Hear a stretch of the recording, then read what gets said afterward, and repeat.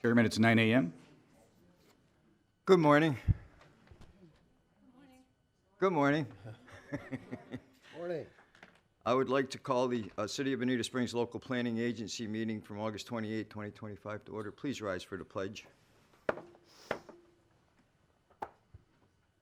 pledge allegiance to the flag of the United States of America, to the republic for which it stands, one nation, under God, indivisible, with liberty and justice for all.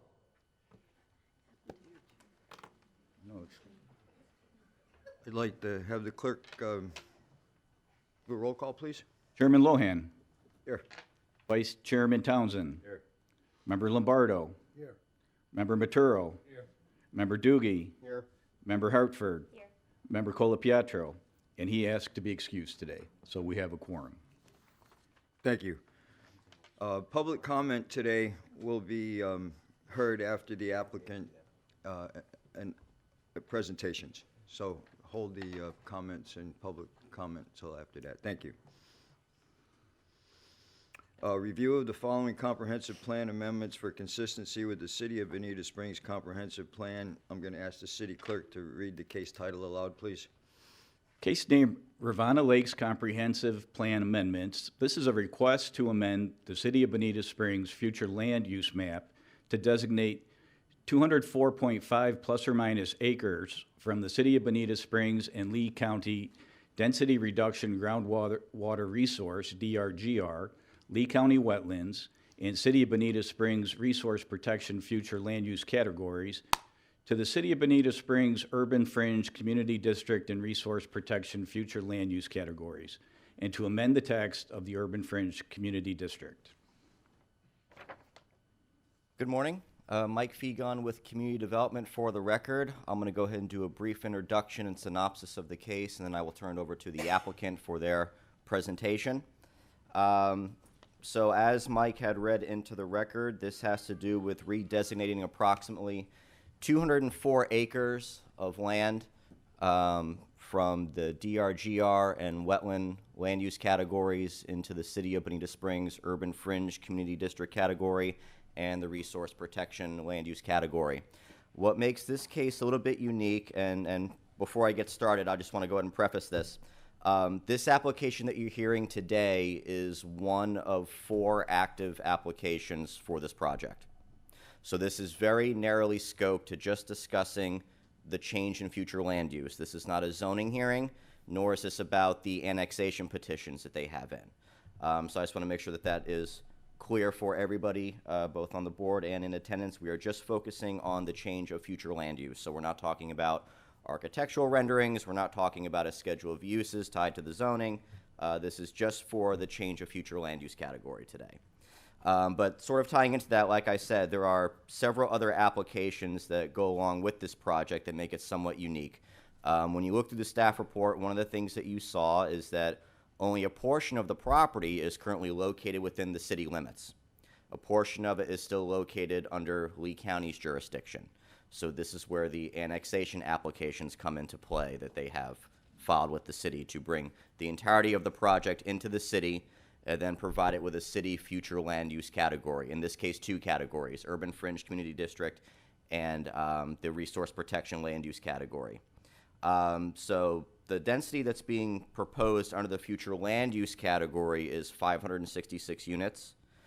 The other applications do not yield a density that is that intense, but within the category itself, that would be the maximum that is permitted. So that's why it is written that way in your staff report.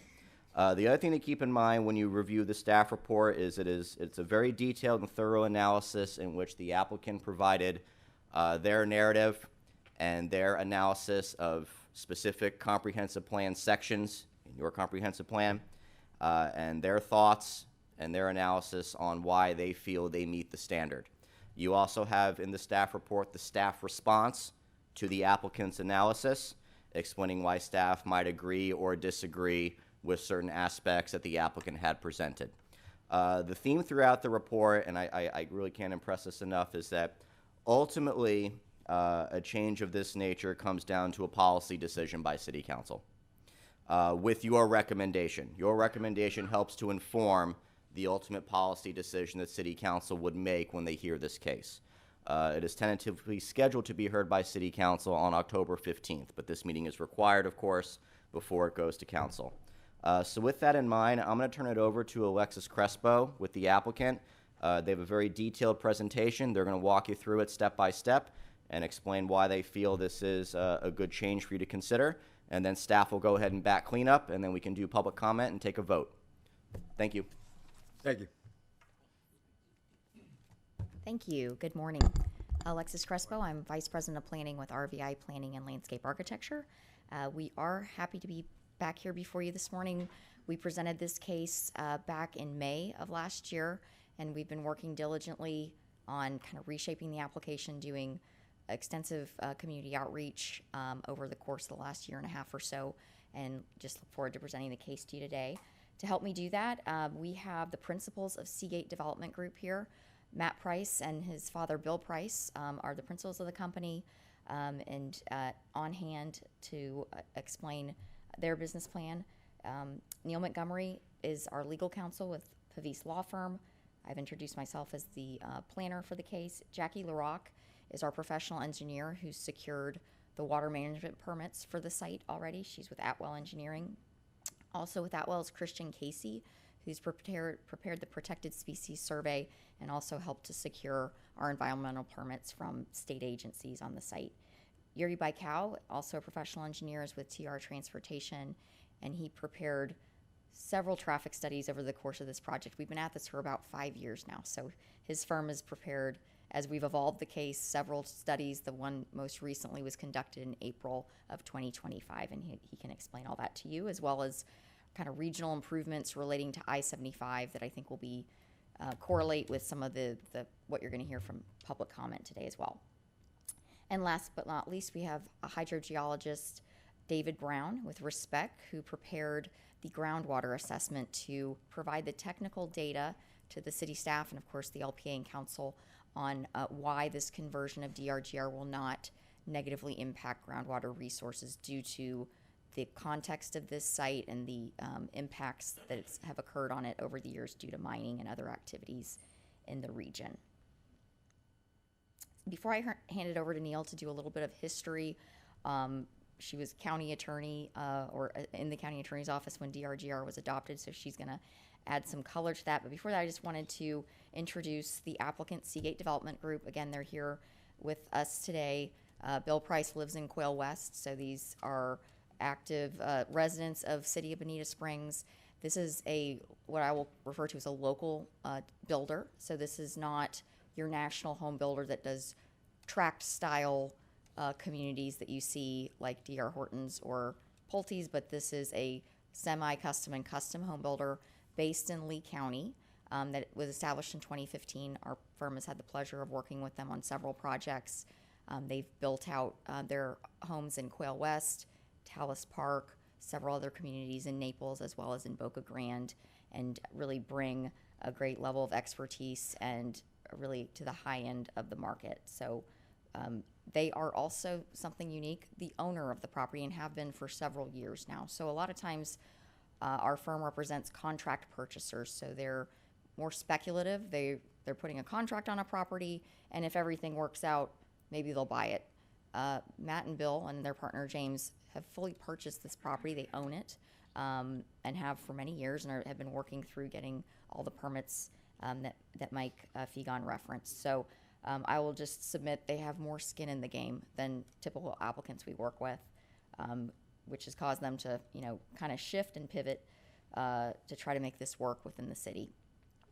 And this is just a quick map showing that they're well established. They're in several high-end communities throughout Southwest Florida, and again are looking to bring their product to City of Bonita Springs.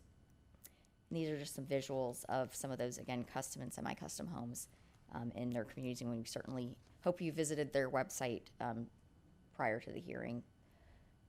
With that, before I turn it over to Neil, I'll just introduce that the subject property is outlined in yellow on the screen.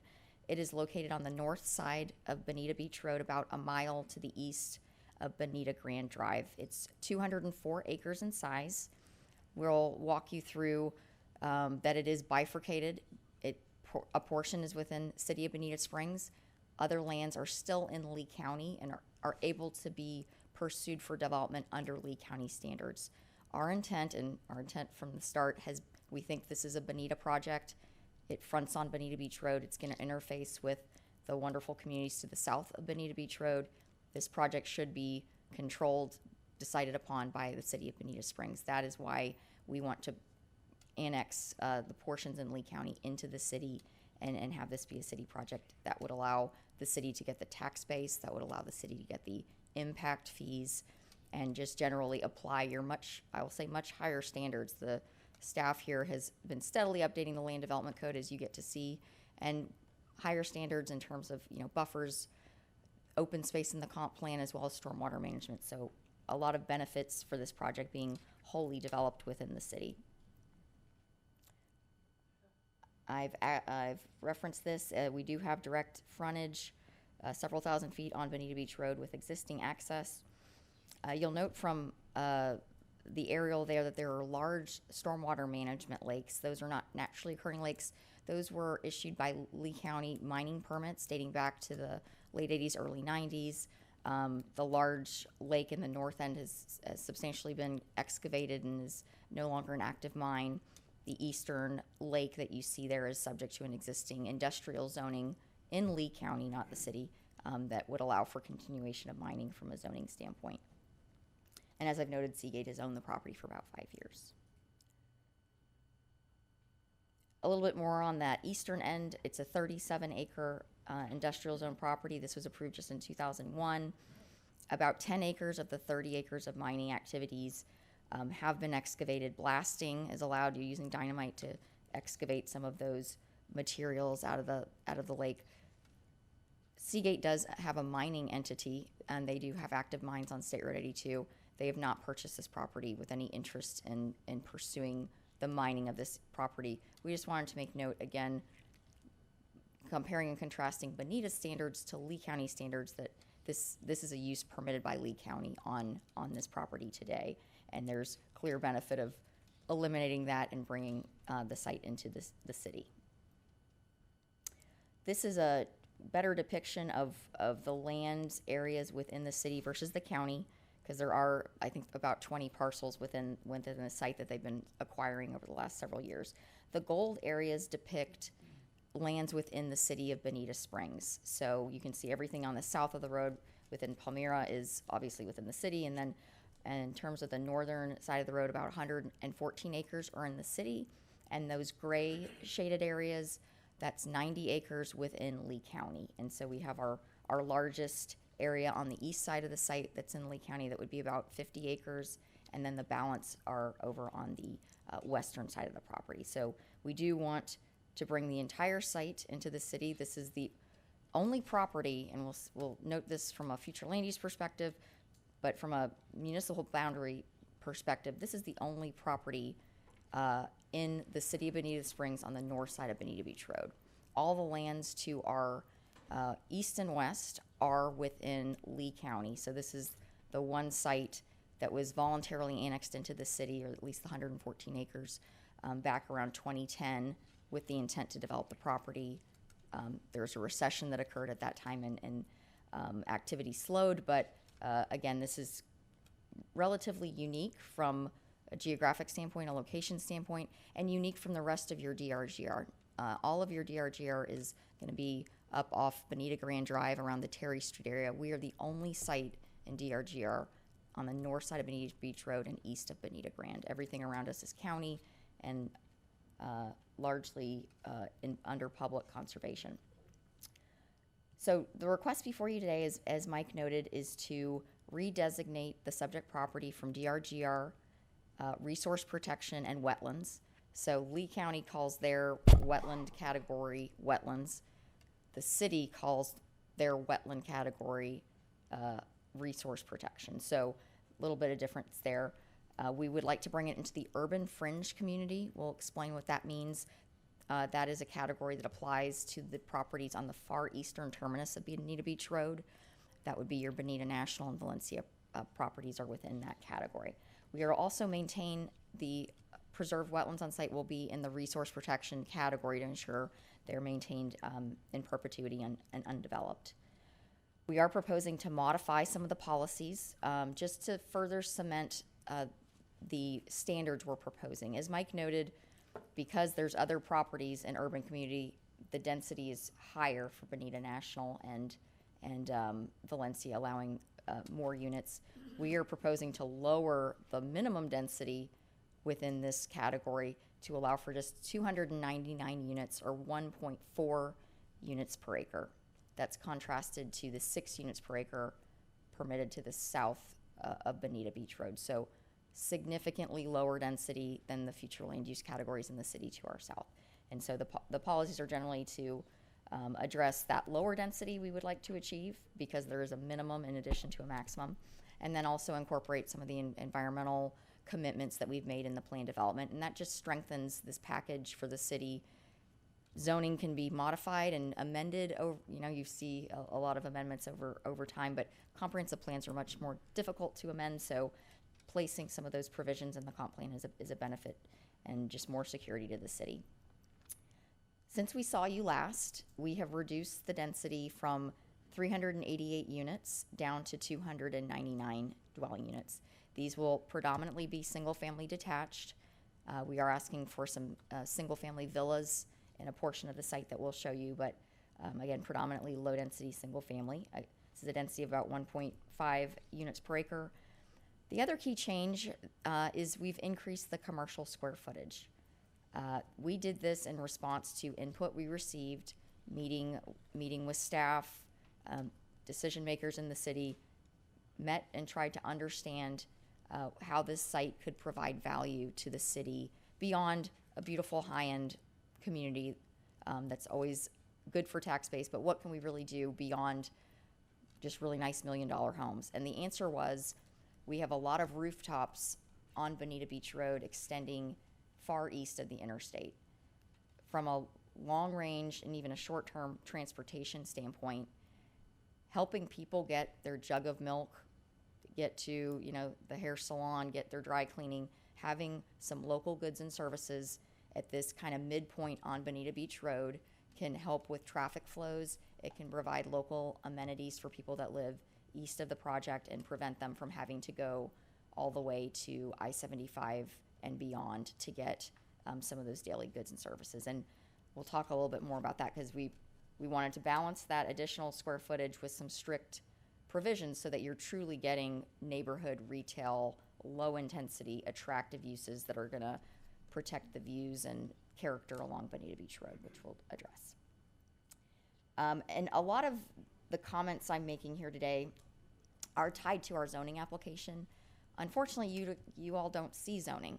You don't see all the nice details, the plans. You get the kind of blank text and some future land use maps, which don't give you a really strong understanding of what we're proposing. And because we've filed these together, and because of changes to state statute, we are allowed to tell you about the zoning so that can inform your decision as it moves forward. So we will get into some of those details today.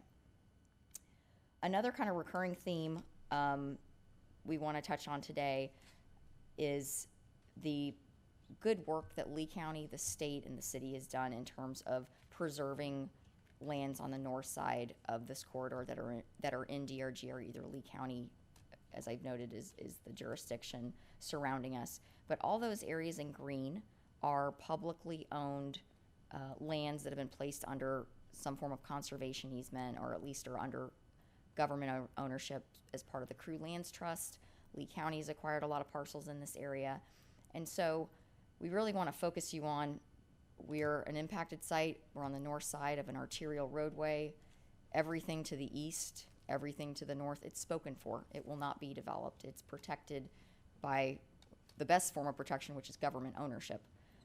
And everything to our west is in Lee County, and much of it is either developed or being developed. If you've driven by that site, you'll see the development activity occurring. So we really want to orient you to this chunk of Bonita Beach Road that we are the end terminus of, and explain how our project can be an appropriate transition to these preserved lands surrounding us, a much better alternative than what could be done under Lee County zoning on those portions of the property that are in Lee County, and just overall how this can be an asset to the community.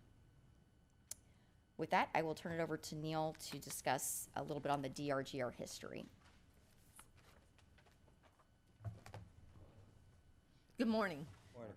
Neil Montgomery for the record. Your question is, how did we get here? And I'm going to try to help answer that question. Where did the DRGR category come from? It came from Lee County. And this property is actually different from all your other properties because it has a Lee County future land use category. This is the Lee County DRGR. It isn't the city because none of these properties were in the city when the city created a comprehensive plan. As you guys know, the city incorporated in 2000, and under state statute, they had 3 years to adopt a comprehensive plan. So in 2003, they were kind of bumping up against that time frame to get their comp plan adopted. And there was a lot of discussion, debate about what to do about the Lee County DRGR. The reason is because the county, this part of the county, didn't really do any kind of an analysis as to whether that was an appropriate category. It got put on the property, and I'm gonna switch to this map because this is the map that the county adopted. And the county adopted it because they got into a dispute or disagreement with the Department of Community Affairs. That's the agency at the state that regulated comp plans at that time.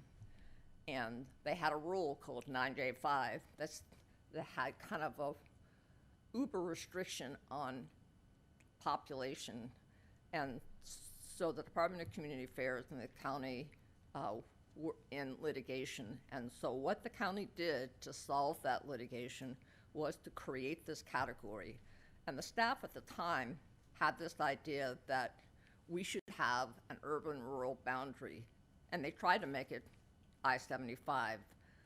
And they did that pretty much except for the exceptions on Corkscrew and right at the interchange on Bonita Beach Road, where Worthington and Hunter's Ridge were kind of already there. But everything else was put in the DRGR category. And so they did it for population accommodation, but then they worried that would be challenged because you can't just strip people's property rights because everybody at that point in time had 1 unit an acre. And in fact, the owners of sections 1, 2, and 3, I don't know how many of you have been around for a long time, but Bonita National, Palmyra, Valencia were originally tomato fields owned by Kent Manley, Billy Don Grant, and the Gargiulos. And when they called it groundwater resource, they showed up at the hearing in front of the board and said, well, wait a minute. There's no groundwater resource that you can have on our property. We have permits to pump all that water. That's our water, not your water. And so what the county commissioners told them was, well, okay, we hear you, but golly, we have to do this because we've agreed to do this with the Department of Community Affairs, so we're going to color you this green color, but you can come back and we'll fix it. It did get fixed, but it took years to do that. So they fixed theirs, but they didn't necessarily go back and revisit everybody else's property. So what happened to the population accommodation issue? Well, the answer is it went away. In 2011, Governor Scott were trying to come out of the Great Recession. It was hindering communities all across the state, so they got rid of the Rule 9J5. So that population accommodation restriction that was the impetus for this category no longer exists. Okay, so what's the GR? Well, the county at the time didn't know where the future water supply was going to be. So again, let's just color everything we can east of the interstate green and we'll figure it out later. We want to make sure we have enough. The problem with that is local governments, whether it's the city or the county, have no expertise really in groundwater. And so what also happened thereafter was the governor said, you know what? This needs to be what the water management districts do. They understand groundwater. They do the groundwater permitting. Let's put that under them. And they did. And so what changed is the South Florida Water Management District, for us, creates what's called the Lower West Coast Water Supply Plan. So they tell us where the future water supply is coming from for the next 10 and 20 years. And then they obligate the local governments to adopt that water supply plan into their comprehensive plans. So the whole basis for this category actually no longer exists, because you have a water supply plan that's in your comp plan, you know where your water's coming from, and population accommodation doesn't exist. And so you can see here the map on your left is the original DRGR in the city of Bonita, and you'll see Palmyra, Valencia, and Bonita National were all in the DRGR because that was the tomato fields. And what you probably can't tell is of all those properties, Bonita National actually was the most environmentally sensitive because you can see the significant wetlands to the south and to the north. And so what happened after this is that the district, the county, and the state started buying the land that they thought they needed to save to protect the water supply, because this system goes all the way up to Lake Trafford. But the comp plan had been changed for property that was more environmentally sensitive, far more than the subject property. So what has Lee County done in the DRGR, in their DRGR? This shows some of the more recent activities, but remember, let's go back to that map. FDCU was in the DRGR. Miramar Lakes was in the DRGR. Parts of Gulf Coast Town Center were in the DRGR. And some of the industrial land north of Alico and east of the interstate were in the DRGR. So the county has gone back and revisited. They did not go back and revisit the category as a whole. It's been up to private property owners. They put and that's essentially what they said. If you don't meet the criteria in this category, come in, you hire the consultants, you look at the issues, and we'll evaluate it. So that's what has historically happened. So you have the university, you've got Miramar, and now more recently you have these other communities. Timber Creek is pretty much already almost built out. You've got Daniel South, you've got The Place, Verdana, Wild Blue, all beautiful high-end communities that have dealt with flowway issues, groundwater resource issues. All those things were analyzed. The modeling was done and reviewed by the county. They didn't just change the color on the map. They did the analysis that said this property can be developed. And one of the things the county did when they adopted the DRGR was they also created this idea that, well, if we really want these, we're going to buy these. Well, other than Edison Farms, they haven't really bought any of the DRGR as originally envisioned, but what they have done is through 2020 bought various properties, and they bought properties in the city that are in the DRGR that they felt were appropriate from an environmental standpoint to be under government ownership.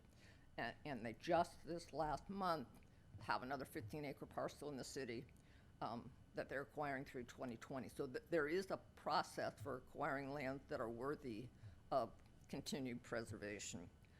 But the idea that nothing has happened or nothing's been changed in the DRGR isn't true.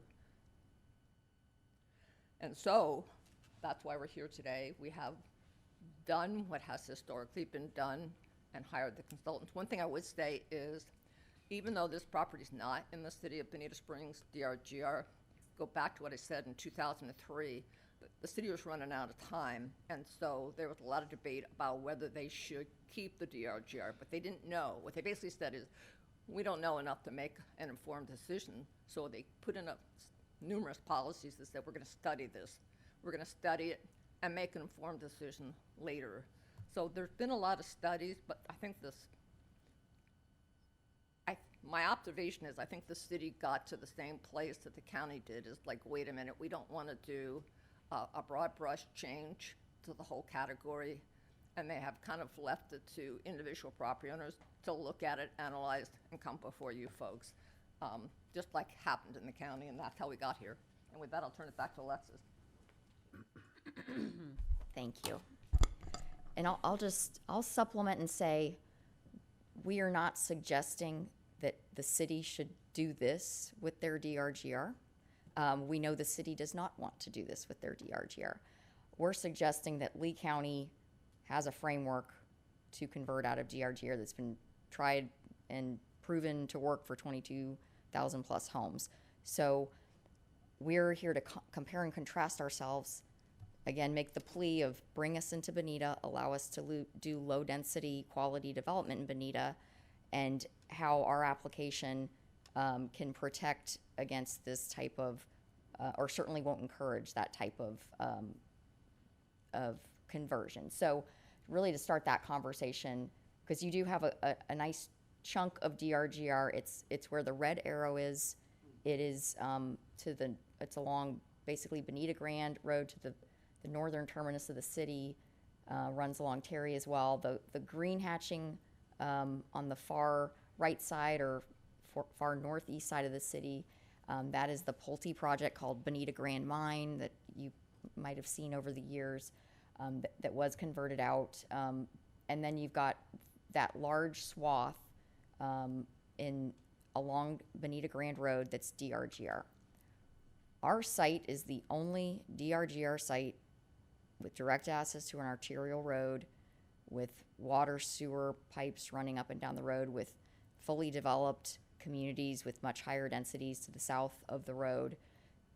Our plea to you, and what we submit, is that this DRGR site is unique from the rest of your sites, and this policy decision saying this site is geographically distinct, it's got different set of infrastructure, it's got different surrounding land uses vis-a-vis Lee County's approvals, vis-a-vis the developments to our south. This is a different DRGR site than that large contiguous area along Bonita Grand Road, and that this can be converted in a way that benefits the city without creating a precedent for the rest of that land area that is very different. It's substandard roads. It's not got the water, sewer, and different features, and they're not as heavily impacted in a lot of cases from a water standpoint. So want to make sure the only other site even east there is the fire station, and it's obviously city owned. And that's just a closer look in context. That pink to the south is what was applied over the years by Lee County. Again, this was prior to incorporation largely, and that's for your Worthington, Palmyra, and Village Walker, and the moderate density future land use category, again allowing upwards of 6 units per acre. So let's just take a closer look at the development pattern along Bonita Beach Road, east of Bonita Grand Drive. There's the green conservation that you can see there around the property. The blue line is representing the city boundary, and then the yellow line is the overall project boundary, just to give you a little bit of context there. And so everything to our west is in Lee County. And what has Lee County permitted in this area? We know the racetrack gas station right at the corner that was approved, I believe, as a conventional zoning district in the general interchange or commercial interchange future land use category that Lee County has on that site. That's been there for several years. What's relatively new within the last couple of years, Pulte has gotten a townhome community approved through Lee County with bonus densities. Their density is 14 units per acre, and they're under development for a townhome project, I believe, called Solera, which is coming out of the ground currently. And that's just a look at the site plan and kind of the layout of those townhomes. Moving further east, closer to our site, there is a pending commercial plan development within Lee County to add commercial uses along about 15 acres to the east of that. And then you've got the Saldivar migrant housing, again, in Lee County. I would submit to you, and I've not been involved in this project, so this is anecdotal, but over time, we're in Southwest Florida, most desirable places to live in the country. That is not the highest and best use of the site. I expect someone will knock on Lee County's door in short order and say, let's redevelop this with something much more in line with the surrounding community and land values than that facility. And then to the further east of that is the Sanctuary RV Resort. Those are generally doing pretty well in this market. I think RV resorts are becoming in higher demand, at least from what we see in our office. We're not involved in this project either, but over time this may convert and obviously has a lot of RV lot density on it. Again, that would be subject to Lee County's review. And then really between our site and the RV park, you've got stormwater management, some kind of light industrial type uses, and some single family homes, all subject to Lee County. So there's been a precedent with the Pulte project of what Lee County will allow in this area. And then subsequent to that, there's pending applications that we expect would increase over time. So again, hitting on why we're different than the rest of the DRGR, I think infrastructure really is top of mind. You're gonna hear more about that from our professional engineer. We've got a 4-lane arterial roadway. It is county maintained, it's not a city road, but it is a major arterial thoroughfare servicing the site. We've got extensive frontage, proposing 2 points of access that meet spacing requirements along that road. And roadways drive development. When you have larger roadways, that's an impetus for development to go along that corridor. The rest of your DRGR not served by arterial roadways, served by local and in some cases collector roadways.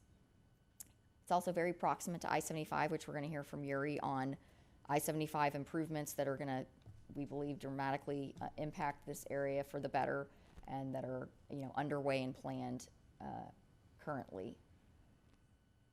You also had the Logan Boulevard extension, which I think has caused a lot of consternation with folks on Bonita Beach Road.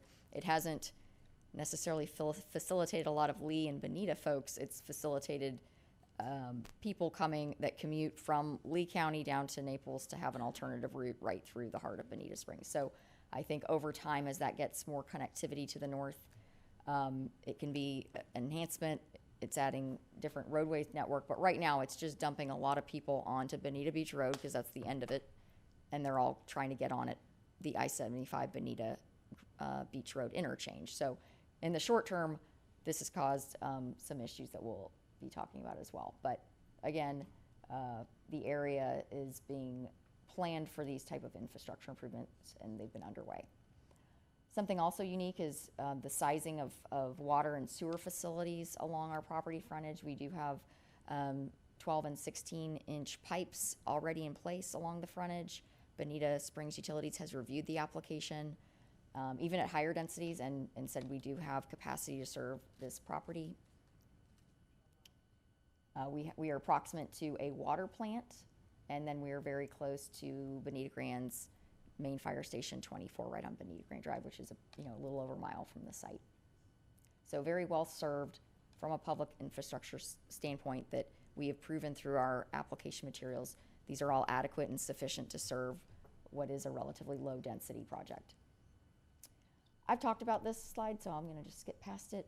This is a look at our amendment requests. So right now we are in the blue and green of cities, Bonita City and County DRGR, as well as city and county wetland or resource conservation. We are proposing to take it to urban fringe community with additional limitations on density rolled into that text amendment, and maintain our large preserve areas as your resource protection future land use category to ensure those are maintained as preserve in perpetuity. I'll note that we have nice large contiguous preserve areas, and they are predominantly on along Bonita Beach Road, which is another, I think, asset to the community in that the view shed from the roadway will largely not change because it has to be maintained as native vegetation. So that worked out well where the highest quality wetlands were in those areas to allow us to maintain a very kind of rural character along the road, I'll say, based on the setbacks. So again, this is not tied to the comp plan amendment. This is an illustrative version of the master concept plan that's in our zoning application. So, but we do feel it's necessary for you all to have the information on what really is being proposed through the application. So this is a view of the property. We've got 2 points of access, which in consultation with city and county staff are aligned with Palmyra access points, or I should say Sorrento on the east, and then Palmyra's main on the west. So we will have 2 points of ingress egress intended to be gated. Again, a high-end community would warrant that, but because of the layout of the property, we have sufficient stacking to make sure there's plenty of room for cars to queue into the site before they hit any type of gate. We are proposing our commercial component on the west side of the property. I think you can see my pointer a little bit. So those kind of gold-orange areas is where we would locate the proposed commercial uses on the site. We have limited the allowable uses. We started with like, hey, maybe a mini storage would work. Hey, what about this? These are easy things that the market wants right now and can be built quickly. Staff said, no, long-term, the best type of commercial use, if located on the site, would be neighborhood serving retail. We've got enough mini warehouse that's not really helping people get off the roads and stop going to I-75. So these are grocer, retail shops, personal services. No car wash, no gas station. These through the PD, we were able to eliminate those uses. And so in meeting with the community, they were pretty clear on not wanting any of those auto-intensive, repair shop type uses along Bonita Beach Road that would detract from their community experience at their entry. So pretty limited list of uses for that area. We have room to accommodate a small grocer. This would not be a Costco or really the Publixes are pretty big now as well, but this is about a 35,000 square foot footprint that would be on the east side of where we would have a grocer in that location. There's also, we added in the additional square footage also allowed us to add office space. So the thought was there is creating more opportunities for people to maybe work closer to home. If you live in Bonita National, maybe you can have a much shorter commute to an office space to work. I work at the Waldrop building right behind Publix at Bonita Grand and Bonita Beach Road. And it's a 3-story building. You may be familiar with it. We've been at capacity for years, so you can't get into our building anymore. So I think that's just, again, anecdotal and indicative that office in this area could help people from having to commute farther distances. So we've got about 150 foot of native preserve along this roadway. Honestly, from our perspective, we would love that not to be preserved because for commercial, you want visibility, but that was what our environmental said is that's good quality and you need to save it. And I think it also works well for the community in that you're gonna have a thick swath of trees in that area to maintain a very natural aesthetic similar to what you see today. In this area, for the western commercial piece, we would do your 15-foot wide type D buffer with hedges and trees in that location. And then the rest, several thousand feet are just gonna be maintained as preserve under conservation easement. This is about, I wanna say 1,200 linear feet of just solid preserve there. So you are not gonna see our amenity center, you're not gonna see any rooftops. It's gonna be existing native vegetation retained. And this is about, I wanna say, between 150 and 200 feet in this narrowest area. The single-family detached homes will be in the yellow tracks throughout the community, and this purple area is where there could be attached villa product, so the two homes in one building that you see for folks maybe that want a little bit less space, but that's pretty limited on the site overall. Our maximum building height ranges in height from 35 to 45 feet. So that would accommodate upwards of a 3-story building. I think the intent is for 1- and 2-story homes, but that is the maximum height requested through the zoning. You'll see the pink is about an 8-9 acre amenity facility with a high-end community. You're going to need pool, clubhouse, sports courts, all the things to accommodate our users. So that's been planned out. We've got large stormwater management lakes, making use of those mining lakes, reshaping some of the mining lakes. All these lakes are connected, as Jackie's gonna explain to you, with outfall to the north. So we are not directing our water management to Bonita Beach Road. We have our water management permit, which is, I never get to say that at a zoning hearing. It's usually something that happens after that stage. And so the prices have spent the significant expense of going and getting that water management permit as we've been working through zoning. And we have that in hand. They've reviewed all of our design, and they're in agreement. Outfalling to the Kiel Canal to the north is where the project should route their stormwater. A couple of other key points. You'll notice the light green at the top of the plan, that's adjacent to the Kiel Canal. That's a 100-foot wide swath of open space where we have committed to accommodating a public trail. I've noted that we've got a lot of publicly owned lands around us, and over time, if the Water Management District and crew can connect trails in, we will accommodate a public trail through that area. Another key benefit, it's obviously providing transition and no development adjacent to the canal that allows water to flow into a natural area and get into the ground quicker than if it was fully developed up to the canal's edge. We also have a commitment to maintain the canal. We know from our office did studies for Lee County after Irma, and specifically in the Bonita Springs area. A lot of the problems, there was a myriad of issues that caused the extreme flooding, but to a large extent, it was lack of maintenance by governmental entities. It's expensive, it's time intensive, there's prioritization, and some of those tributaries, canal features within the city were not maintained well. There was debris, trees, things that were blocking the water flow and exacerbated that storm event significantly. And so our commitment is, at least for the part we control, we will go in and do the annual maintenance. We will make sure the water is flowing properly.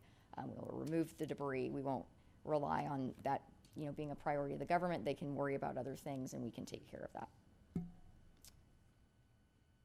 All right, and these are just some views. We've got a lot of public here today. We wanted to assure them we respect their communities. They are beautiful communities. This is arguably one of the nicest areas of the city to live, and we want to fit in with them and have what this property will be an enhancement to the area, and not detract from their quality of life. So this is if you are basically kind of hovering in the median of Bonita Beach Road headed eastward, and you're looking to the north into the site. This is the commercial tract just to the west of our main entry, and shows, based on our square footage and building heights, and then the architectural design intended, how this would look. We're required to do, again, the buffering, some seating areas along that roadway. And then, I'm going backwards. Okay, and this is a view if you're entering the community from that eastern access. So you're already off Bonita Beach Road, and you're looking into the eastern commercial parcel. This is where we could fit the small format grocer and maybe a coffee shop or a small restaurant out front. And we didn't show you the view from the road because it's just preserve. We have the 150 foot of preserve, and you just see trees, so it wouldn't be super interesting. And before I turn this over, and thank you for everyone's patience letting us get through this, but I'll say that by adding the additional commercial square footage, that triggers the need for a traffic signal at that eastern entry point. That was not triggered when we were here before you last time with about 40,000 square foot of commercial. And so we saw that as an enhancement to get people out on the road, not have people having to make those turning movements without the light. And so that will be a feature to help Sorrento also get onto Bonita Beach Road, and Yuri can explain that a little bit more detail. I've touched on these, but no car wash, no gas station, no mini warehouse. There's a lot of other uses we prohibited, but those were some top ones we heard were not desirable, either from a staff perspective or certainly the community. We will permit the commercial uses in our first phase so that it's reserved on that development order plan. It can't be converted to more residential. That's often something that occurs in the marketplace, but we will make sure that area is reserved for commercial. We're gonna have public parking in our commercial area reserved for the trail systems in the area. I've talked about the Kiel Canal maintenance. Another ask when we were going back through the process was to reserve a small portion of the site for a wireless tower, as there's very poor service for certain carriers in this area. So let me just jump back real quick, but we will reserve, the monopole is the kind of the stick tower. It's not the massive tower, but it's the streamlined version, and that would be reserved on the commercial tract at the very far northern end. So over 1,000 foot off Bonita Beach Road, screened behind trees and buildings to block views of that, because we know not everybody loves the idea of looking at that type of facility. So we think based on that setback, based on the type of pole, it will be really not very visible from the road and provide better service in the area. All right, thank you again for your patience. I'm going to turn it over to Christian to just briefly touch on environmental resources.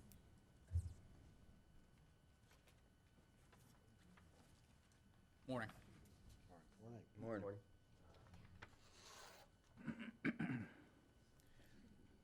The existing site consists primarily of disturbed land, pine flatwoods, and low-quality wetlands that have been invaded by exotics.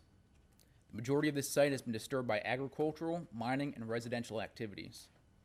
The development plan was designed to preserve the highest quality wetlands along the western portion of the property and Bonita Beach Road, while impacting the previously disturbed portions of the site.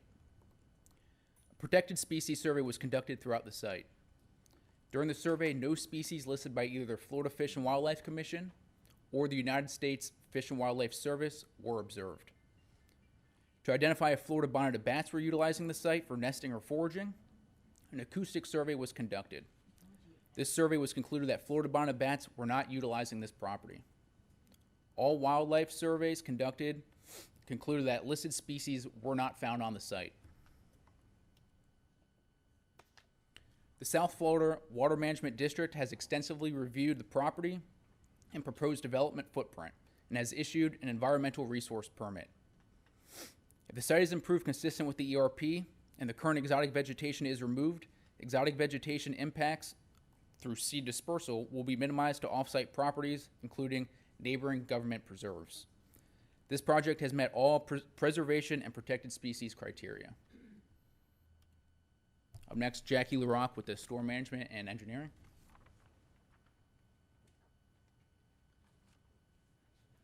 Good morning. Jackie LaRock, for the record, Atwell. Let me get. So Alexis did most of my presentation, but she did great at it.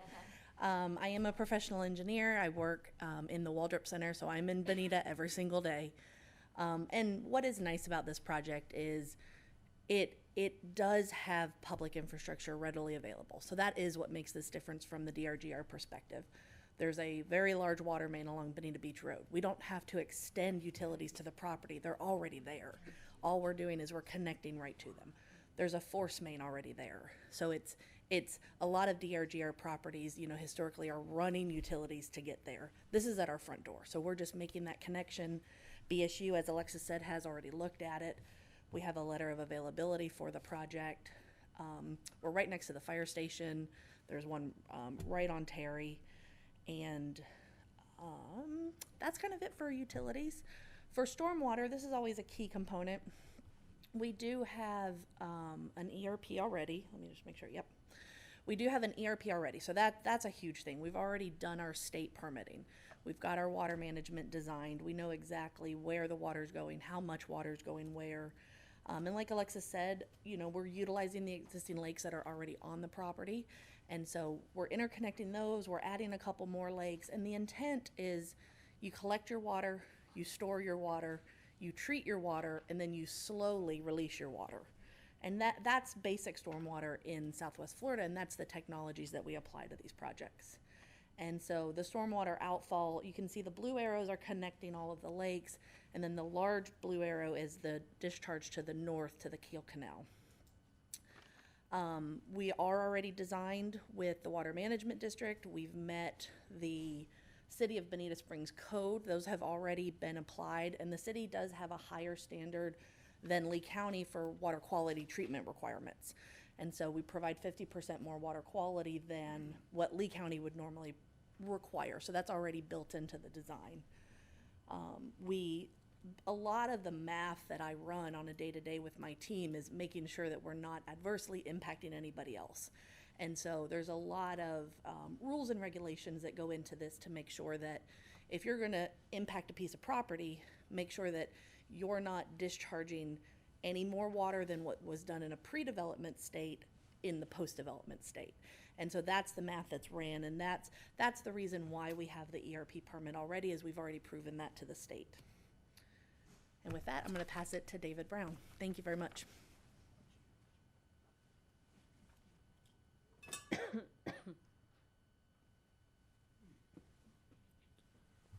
Good morning, I'm David Brown, and I'm the National Practice Lead in Hydrogeology for RESPECT. And this morning I'm going to go over some of the ground and surface water resources of the subject property. First, I'm going to start in a historical context. The project site was historically contained hydric flatwoods, cypress communities, and these kind of slightly higher elevation islands, as I've called them, of slightly more well-drained soils. These islands are actually prehistoric coastal dune deposits that were formed roughly parallel to the coastline and overlay a nearly level depositional terrace. Over time, these relic dunes have eroded into kind of these elongated and rounded shapes and are now characterized as pine flatwoods. The lower elevation marine terrace involved into the wetlands and historic flatwoods and cypress communities that we see further north in the DRGR. These historic landforms influence surface water flows, which generally trend from the north to the south and through the DRGR, kind of parallel to these sand ridges. So what does that look like? So here's a historic aerial photograph 67 years ago, 1958. If you look, it's kind of unique, and I've superimposed to give you some context of where we're looking at on Bonita Beach Road.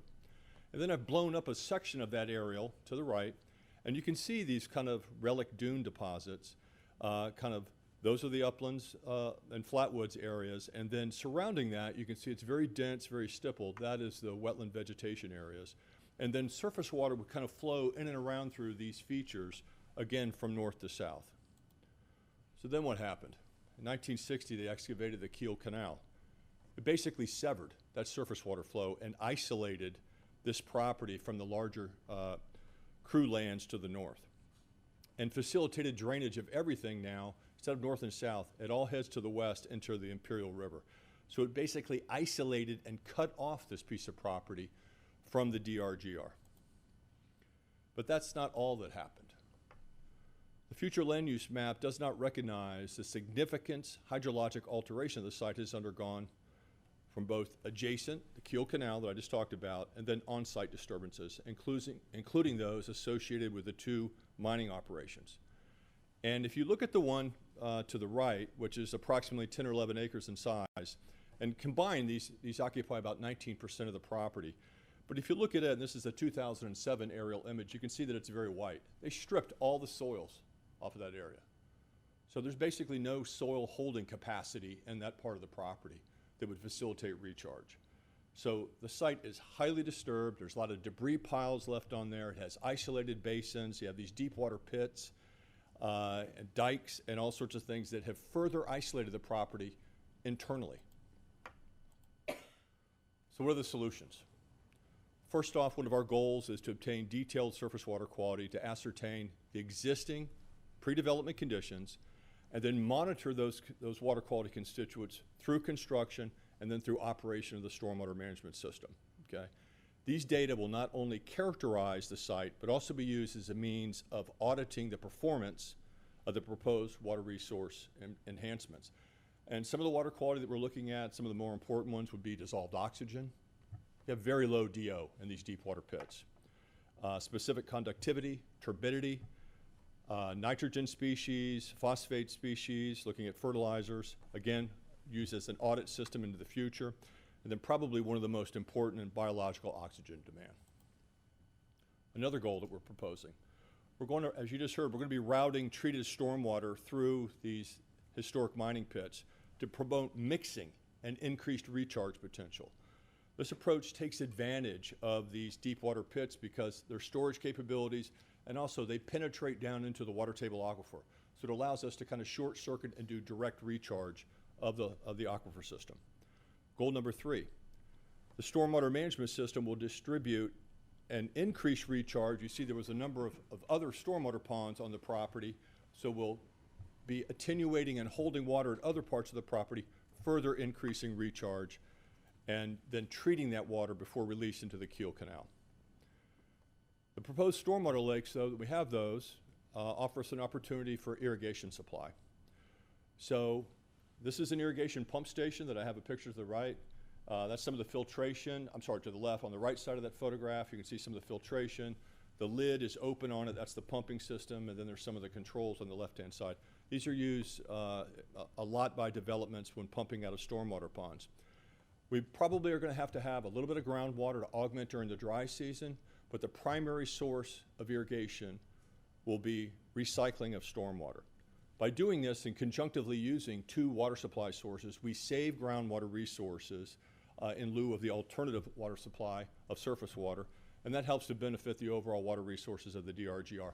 Plus, we recycle any nutrients that may be captured in those stormwater ponds and use that on site for irrigation.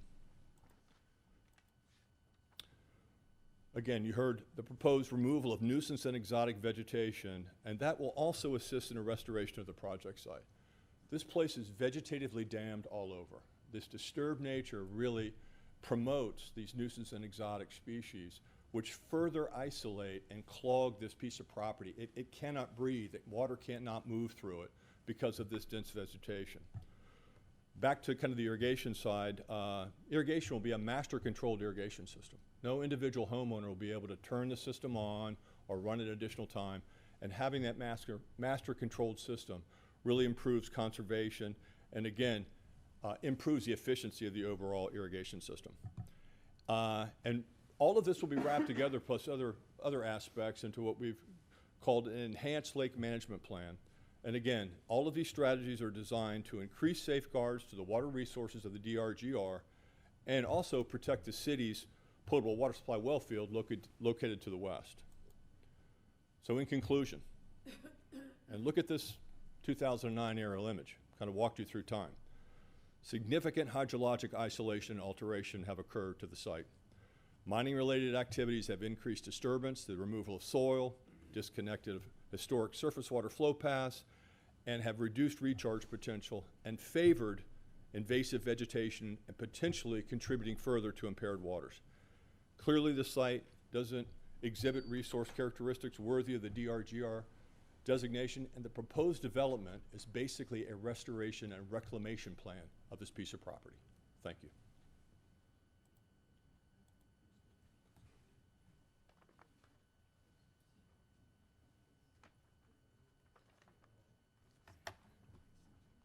Good morning. For the record, Yuri Baika with GR Transportation Consultants. I'm a licensed professional engineer in the state of Florida, and we prepared a traffic analysis for this application. And I will go over some traffic slides that hopefully answer some of your questions and concerns regarding this project. So the first point we really want to emphasize, as we previously stated, we're reducing the residential intensity from 388 dwelling units down to 299 dwelling units since our last time in front of you in 2024. So that's a significant reduction in potential residential traffic from this development. In terms of access, we're proposing 2 access points onto Bonita Beach Road, and that is done in order to spread out the trips between the driveways and to ensure that not all trips are concentrated at one area or a single driveway. Since last time we were in front of you, we've also increased the neighborhood commercial uses to reduce the vehicles from traveling west on Bonita Beach Road, and that is done by providing commercial uses and goods and services in closer proximity to not only future residents of this community, but also to the existing residents that in this area, specifically along east side of Bonita Beach Road. We also prepared a traffic analysis. Oh, and the one thing I want to mention that Alexis previously mentioned, since we increased the commercial intensity, we do anticipate a traffic signal to be warranted in the future at our eastern driveway, which will not only benefit this project, but also the existing residents across the street that live in Sorrento and Palmyra. We did prepare a traffic analysis, which initially was prepared in April of 2025. Before we prepared our traffic analysis, we had to go through a methodology process with the City of Bonita Springs staff. Once the methodology was approved, we then prepared our traffic analysis. In terms of traffic data that we use in our analysis, I want to emphasize that we did use peak season traffic data as published by the city's traffic count report, and that's a report that's updated by the city every year. So again, I want to emphasize that we did use peak season traffic data in our traffic report. We also included any vested traffic, which is approved but yet built developments in the area, and that also was provided to us by the City of Bonita Springs staff. And the results of our analysis or level of service analysis, that was the only thing that was required to be prepared at this time, indicate that this project, this amendment, does not cause any roadways to operate below the adopted level of service standards.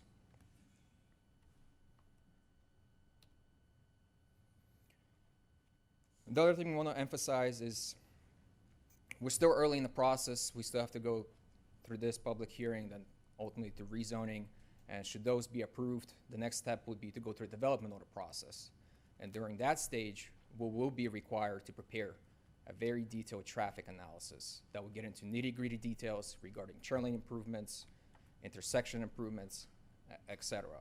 And if any of those improvements will be warranted or deemed necessary by City of Bonita Springs staff or Lee County DOT, because Lee County DOT will also review our traffic analysis since Bonita Beach Road is under their jurisdiction, then those would be completely funded by the developer on top of the $5 million of road impact fees that will be required to pay to offset roadway impacts.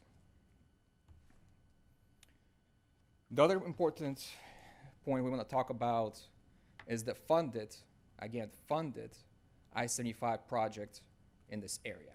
And it's shown on your right screen here. And so why is this important? Well, a lot of the delays that you might see during specific times during the day that occur along Bonita Beach Road corridor is due to I-75. People cannot get on and off that interchange, so traffic backs up on I-75, that spills onto the ramps, and that ultimately spills onto the interchanges. So there's this improvement that's completely funded, doesn't be happening in this area, that, again, this information is something new that we didn't present last time in front of you because that was not available.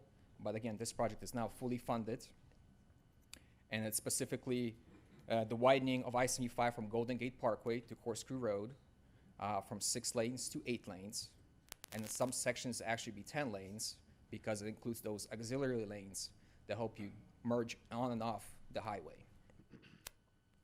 And so some of the benefits that this project will provide, and this according to FDOT, you can see on your right side of the screen on the bottom, it will reduce the travel times by 47%. It will enhance safety.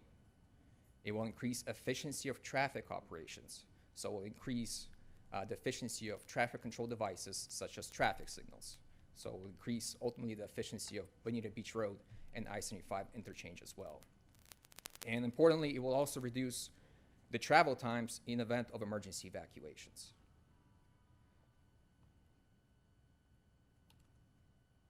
And so over here, you can see in green, that's the highlighted section that will be widened by FDOT. North is to your right. And these are some of the cross sections for the widening project. So for example, between Golden Gate Parkway and the Immokalee Road, you're gonna have widening from 6 lanes to 8 lanes. And then from Immokalee to Corkscrew Road is gonna be widened to 10 lanes, but that includes those auxiliary lanes that I've talked about before.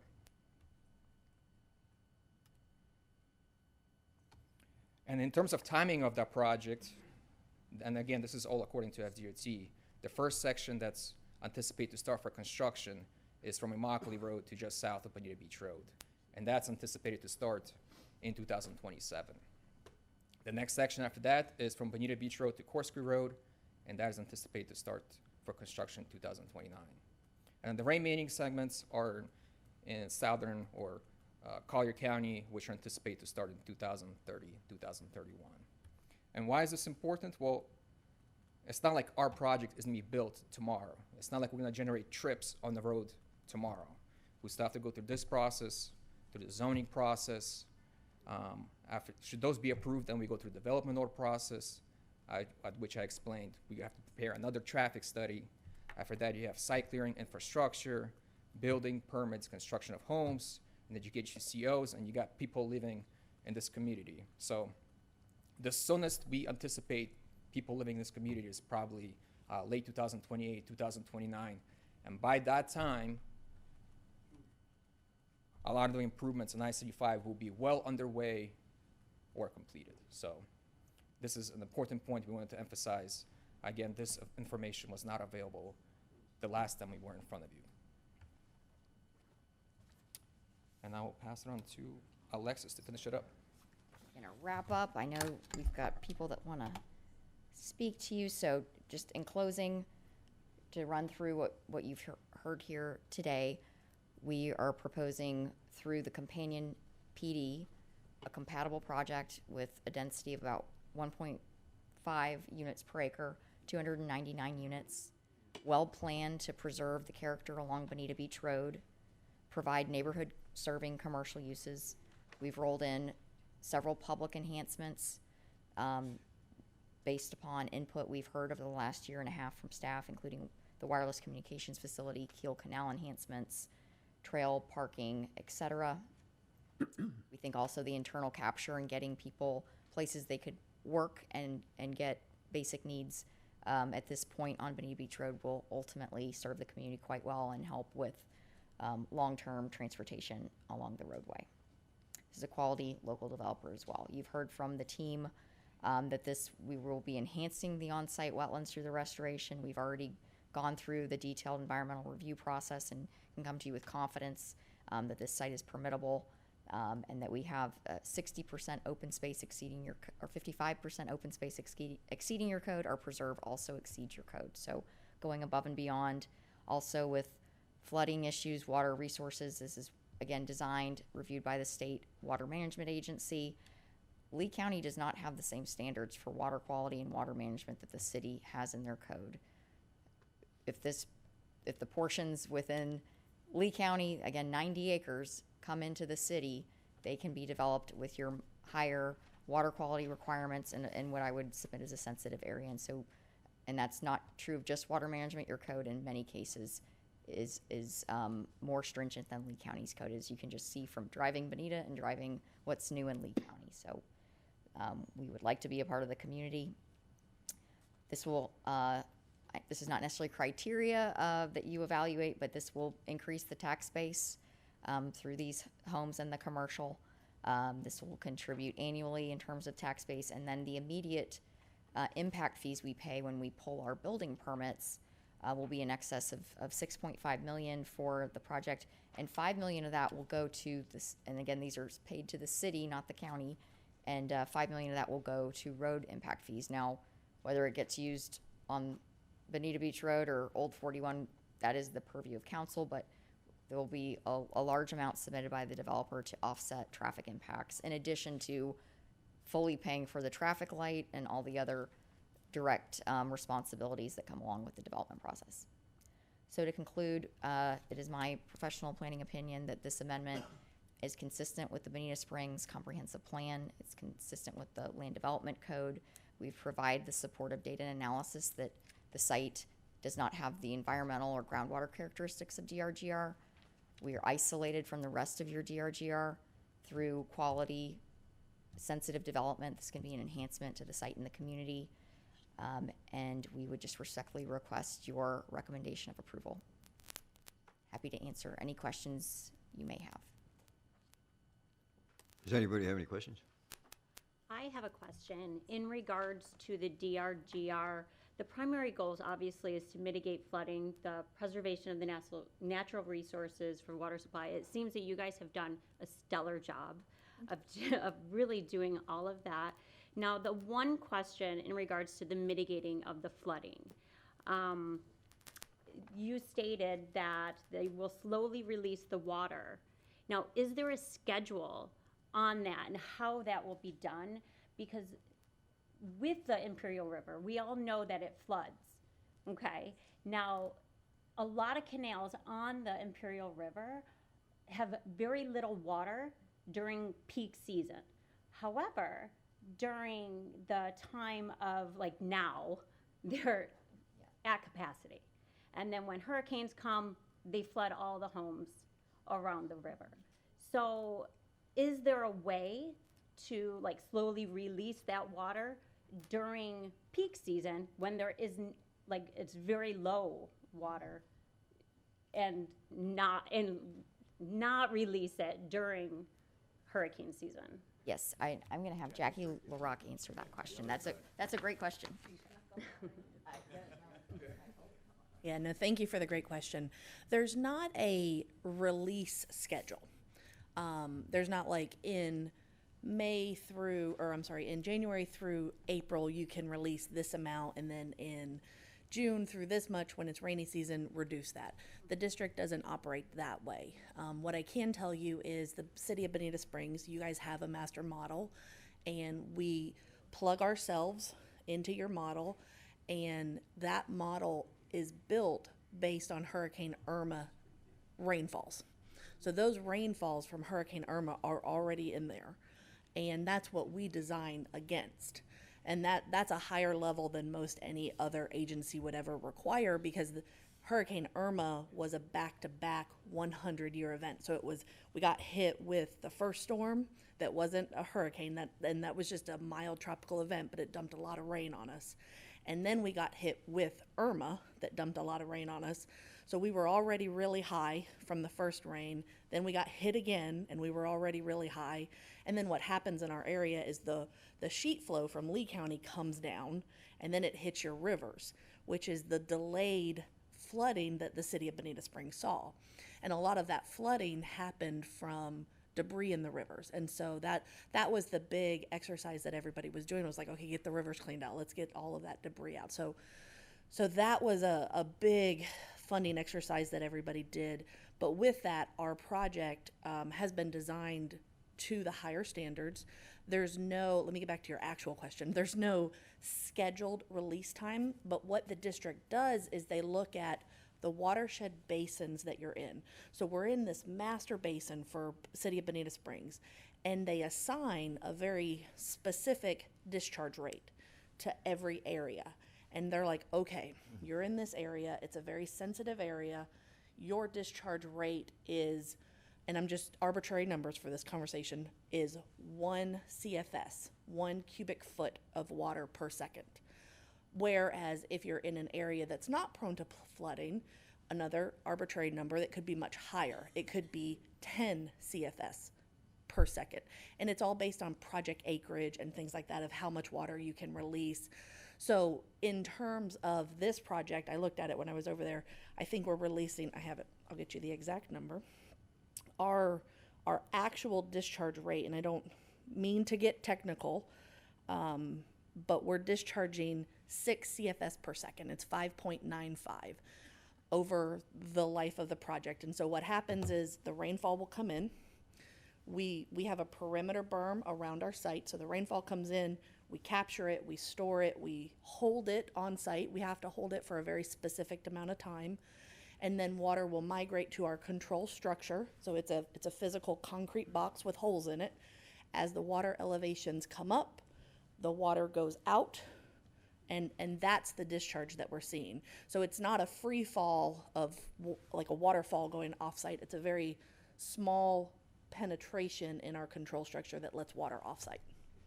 While you're still up there, I've got a question. That the way your map is set up, the natural flow comes north to south, and your drainage on your project is going to the north. Explain to me how that works. So the sloughs come from north to south. They all hit the Kiel Canal. So natural water flow is to Kiel Canal and then west to the Gulf. And so, go But ahead. the Kiel Canal, in recent history, has not been able to handle what it has, what it's been pumped to now. And if that natural sheet flow keeps coming south, the property that you're looking to develop would absorb some of that and still keep sending it to the south, instead of taking all that water from those storage areas that you have and pumping it back. How do you propose to not have the Kiel Canal, which is already in rainy season at its capacity, how do you expect to control that? Sure. In our zoning document, which is the next petition to come before everybody, we have that agreement with the city to do the maintenance of the Kiel Canal along our property frontage. And so doing our part to make sure that the Kiel Canal is to the proper width, it's maintained, it's ready to accept this flow. The capacity of the Kiel Canal, again, right, it's been impaired because of lack of maintenance throughout it. And so that's the commitment Seagate is willing to make, is we're going to maintain our frontage. We're going to make sure in perpetuity that this canal is set up to accept the water from the north, and then our minimal water from our project going into it. But let's just say going further west isn't maintained. It's got to back up somewhere. So your area is clear and nice and is doing its job, but to the west isn't. It's got to go somewhere. Yeah, and that's the perpetual maintenance that always needs to be happening on the rivers, the imperial, the keel, right? Like that is the maintenance that should always be happening on these properties and within these waterways. But if it's not done, we're at the same problem of it overflowing. I understand. Yeah, yeah. West of the property, west of the property is, and west and north is the Imperial River. And I haven't heard anything with regard to the properties in the watershed area of the Imperial River. I haven't heard anything stated about the impact this new community would have on that. To the Imperial River, The Imperial River watershed. we're built into your watershed model. So when we come in for our development order, we have to submit an ICPR model, now called Stormwise, and we submit the calculations, we submit the model. The city of Bonita Springs reviews that through Jacobs, the consultant, and they go through the watershed model that we submit. So that's part of the development order process. Has that been done? No, sir, not yet. The development order has not been applied for because the zoning has not been approved yet.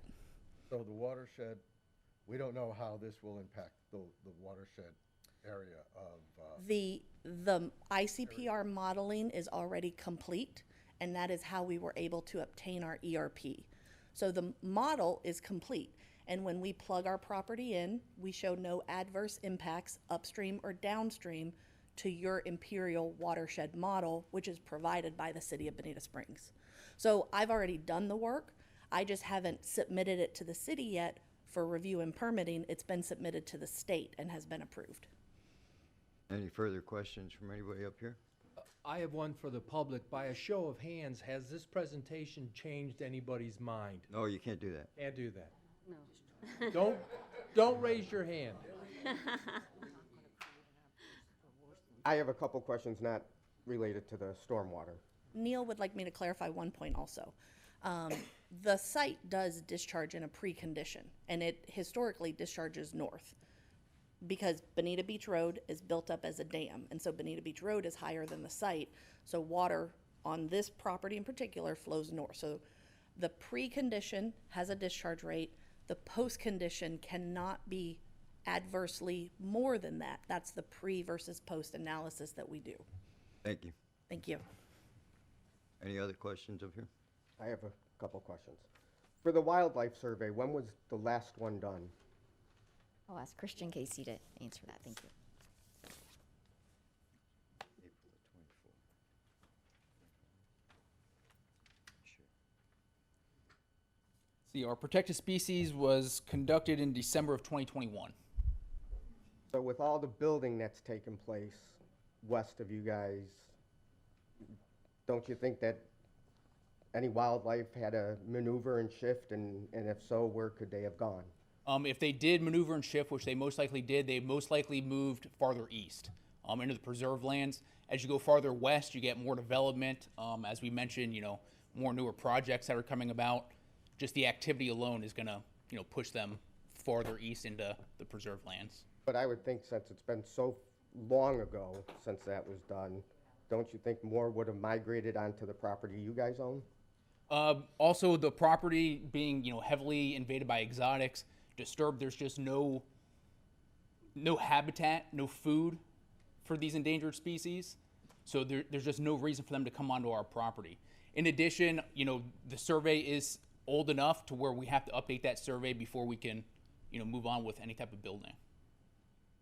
Okay. As far as traffic, that would be the next person. Sorry.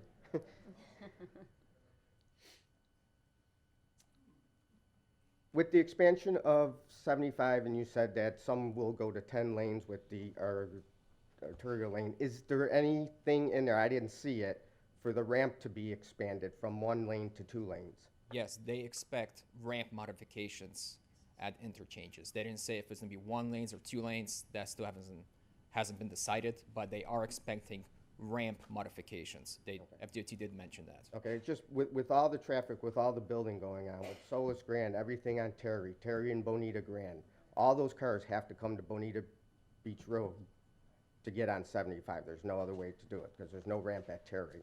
So that's why I was just wondering, 1 lane just isn't gonna do it. And, you know, for emergency vehicles to get through Bonita Beach Road from as far east as you can go down to 75,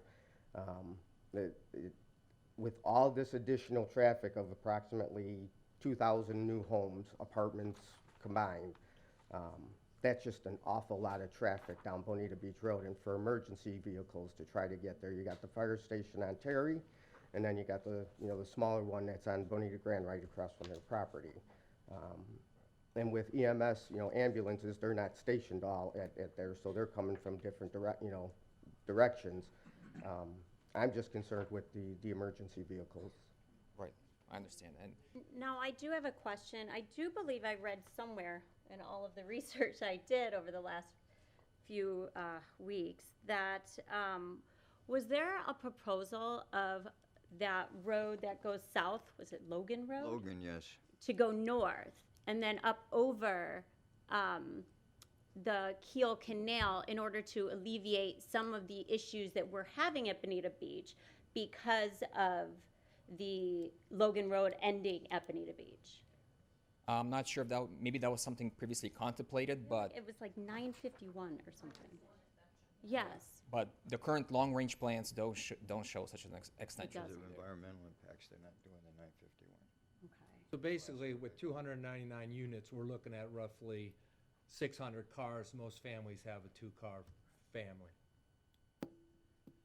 So that's 600 more additional cars on the road.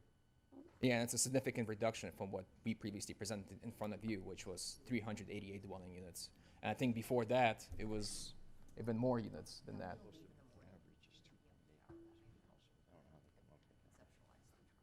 Okay, and when we do our traffic analysis, we use an ITE trip generation manual, which is a required source for us to use to come up with traffic projections for project. So that's what we use for this project as well. And so in the AM peak hour, for 299 dwelling units, we anticipate about 202 AM peak hour two-way trips, and the PM, it's about 278 PM peak hour two-way trips. And that's based on studies that are done all over the country, and it's a source that we're required to use to come up with traffic projections. Thank you. And I just have one last question, general question. When you guys purchased the property, I'm sure you saw that, you know, what it was in the comprehensive plan, and most could be, I believe, 14 homes. And now going to 299 homes, that's a big difference. Just the thought process on how that could be accomplished.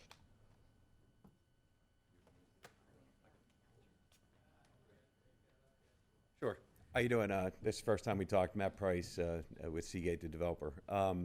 Yes, we knew that it was in, but we also knew that we had ground in Lee County too, right? So we're trying to build a project that I think makes sense for this piece of ground, right? There's other opportunities we have, you know, that we could do, and the Lee County site, you know, there's opportunities to do things with that industrial zoning that we could do pretty quickly.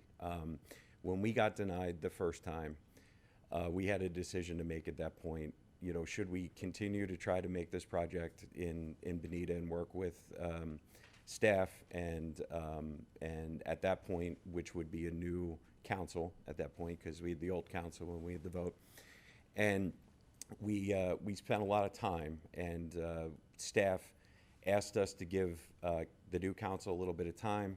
We set up meetings with everybody, sat in meetings, really sat down and really tried to understand if this project had legs going through Lee County again, or through Bonita again, or should we pivot to Lee County and see if we can work something there. Sitting down and going through it, getting some of the feedback we got, getting some of the input from some of the public meetings we had, I still think that the best solution for this project is what we're trying to do, which is a relatively low-density, higher-end community that'll be built out over time. You know, this is not track housing. People aren't going to come in and buy all these houses right away. It's going to take a little bit of time to build this out. And then that neighborhood commercial, which has been so important to staff as they're really looking out for the future and saying if there's not retail at that corner, there's really not any other opportunity to provide that for the residents going forward. So that was a really important aspect, and they kept bringing that up to us as we were going through it. So after sitting through and sitting down and listening to, in our public meetings, through staff's comments and everything, I made the decision, so it's on me, I made the decision that I wanted to try one more time to bring it through Bonita. Obviously, if this doesn't go the right way, I have to protect my property rights and figure out what I'm going to do next.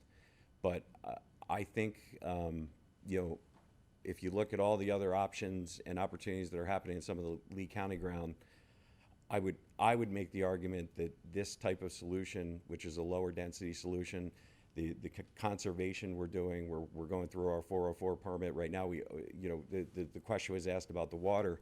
It's very unusual that someone's standing up here asking for a comp plan amendment with an ERP permit in hand. One of the reasons was, years ago when we started this process, I understood how that flooding was because I was sitting in my father's house in Quail West as the water was coming up to his door. So, you know, again, as we went through this, we made that investment back in 21 to go get the ERP permit to do this. And we're local here. We live, you know, two of my partners, my father and my other partner, live in Quail West. So they deal with Bonita Beach Road too. And so that's kind of where we're coming from. We're trying to work with the neighbors, work with the town, work with staff to really try to hammer this down to make this a Bonita Springs project. Because if we have to go the Lee County route, as I think everyone has seen through some of these other pieces of ground, Lee County is a lot more lenient, and they don't have the water rules that you guys have. Their rules are less, and they're a little bit more lenient with density. You can see what Pulte's doing right now. So, again, and this isn't we're not trying to throw threats around to do all that kind of stuff. I generally believe this is the right project for this location in Bonita. I think it solves a lot of problems. You know, the environmental sensitivity, totally understand, but this ground is not, the way it is right now is not a positive for the environment right now. We have people talking about that. We're going to be cleaning that out. A lot of our acreage left is going to be preserved into perpetuity. They're going to be clean preserves, cleaned out for places for animals, and we're going to be taking care of the water. So when we took a step back, we're not trying to rush through the process. We spent this last year trying to meet with everyone and go through, and I think we came out with a solution that I'm proud of, and I'm not embarrassed to present. Now, people could have different opinions. They could disagree with it, but I believe our project has at least checked a lot of boxes that I believe others don't even care about, especially the ones that went into the Lee County properties along the north side of Bonita Beach Road. So that's why I'm here. We're good community partners. I live in Lee County. Bill and James are technically Collier, but they live in Quail West, which is just south. We're a local company. We've spent 6 years on this project because I believe that it's the right solution. But this is kind of like the final go around. If it doesn't work now, then I gotta figure out the next steps. Thank you. Thank you. May I supplement that just very briefly? I know you've listened to us for a while, but yes, the site is in DRGR. When people evaluate purchasing a property and looking at the comprehensive plan of the city, it's not just this is what the map says. You have policies throughout this voluminous document that say put new housing where there's infrastructure. So we have all the infrastructure to support this. Put new housing or require developments to enhance the environment. This is, as you heard, heavily impacted. Any natural areas are infested with exotics. We are going to improve this and make it actually meaningful habitat through the development process. And so we'd ask you not to look at this in a vacuum of just it is DRGR today. How could you ever convert it? Please consider we have developed suburban, higher density communities to our south. We have an arterial road. We have water, sewer, fire, EMS, contributing to the tax base, and please look at it in the full context of it. And we know that 90 acres are in Lee County. We know that the eastern 30 acres is in industrial zoning, DRGR future land use. That is allowed to be developed under Live Local Act, which you may have heard about, which allows by right, no zoning hearings, affordable housing on any industrial commercial zone properties. So again, the alternatives on the Lee County lands, those 90 acres, are sweepingly different than what we're proposing here today. And again, that is not a threat. That is just the reality of investment-backed expectation of purchasing a property. And so we'd ask you to also to consider that not all of this is in the city, and we'd like to have a compromise that balances the interests, I think, at hand in a much better, cohesive way. Thank you. Thank I you. have a question for John at the city, please, Chairman. Well, perhaps we should go to the staff presentation. I think that'd be a good time to ask that question. Okay, thank you.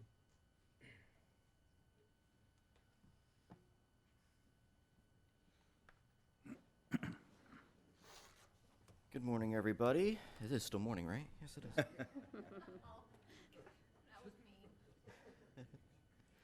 Mike Fegun with Community Development for the record. You saw a very detailed presentation from the applicant where they walked you through, literally from start to finish, what their thoughts were and why they feel they're compatible with this potential change. As I said in my initial statements, staff really doesn't have a recommendation one way or the other. Our job with this particular application, we felt it was more beneficial to just lay out the facts as they are, perhaps clean up a few discrepancies that we might have with the way the applicant presented their analysis.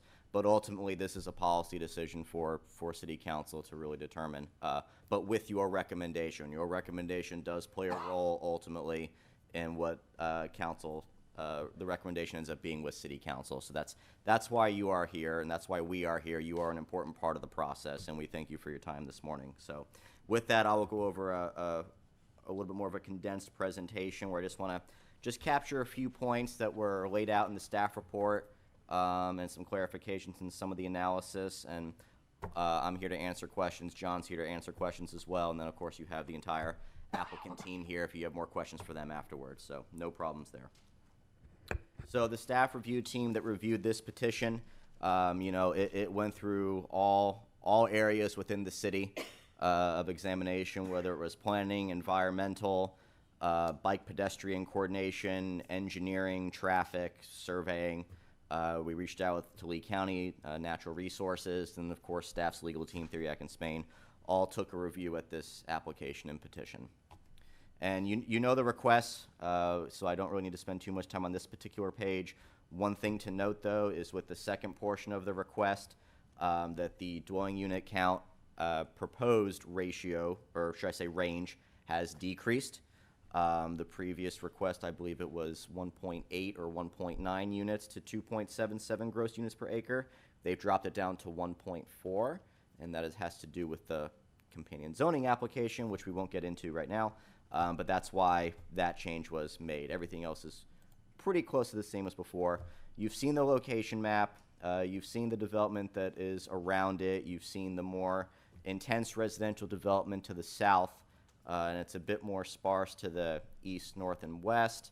And that is because, as Alexis had said in her presentation, a lot of that land is protected land, whether it's by the state or by the county. So I guess one of the questions that you would need to contemplate, and council needs to contemplate, is did they do a good enough job of explaining why they are different than what's around them on 3 out of the 4 sides? I don't think there's any question whether or not they're compatible with what's to the south of Beach Road with what they're proposing, but did they do a good enough job, in your opinion, of explaining why they are different from the other 3 sides, why this parcel should not be treated as the other surrounding parcels on the east, north, and west? So you saw the map, and again, this is sort of goes back to what we had discussed in my introduction as well, where you have portions of the property that are already annexed and are already within the city. You have portions that are still not within the city. They do have applications in place to address that, but obviously this is a pretty pivotal first step if they were to go forward with those other applications. So everything else is in, everything else is filed, but this is a pretty crucial step to their process overall, which is why we are dealing with this first in front of you. And this is the proposed future land use map of what they would be proposing should the recommendation of approval be provided. And you can see where you have a portion of the property that is urban fringe community, and this is where most of the actual construction would take place in terms of the development of the homes, the commercial tracks, so on and so forth. And the resource protection, which is outlined in green, really encapsulate the better wetland preserve areas that are on site. So to their credit, they are proposing to put those in a separate category so that they can be preserved in perpetuity. Consistency with the Bonita plan. So that's what this entire presentation really is about. That's what the staff report is about. The thing to keep in mind is that, these decisions aren't made in a vacuum.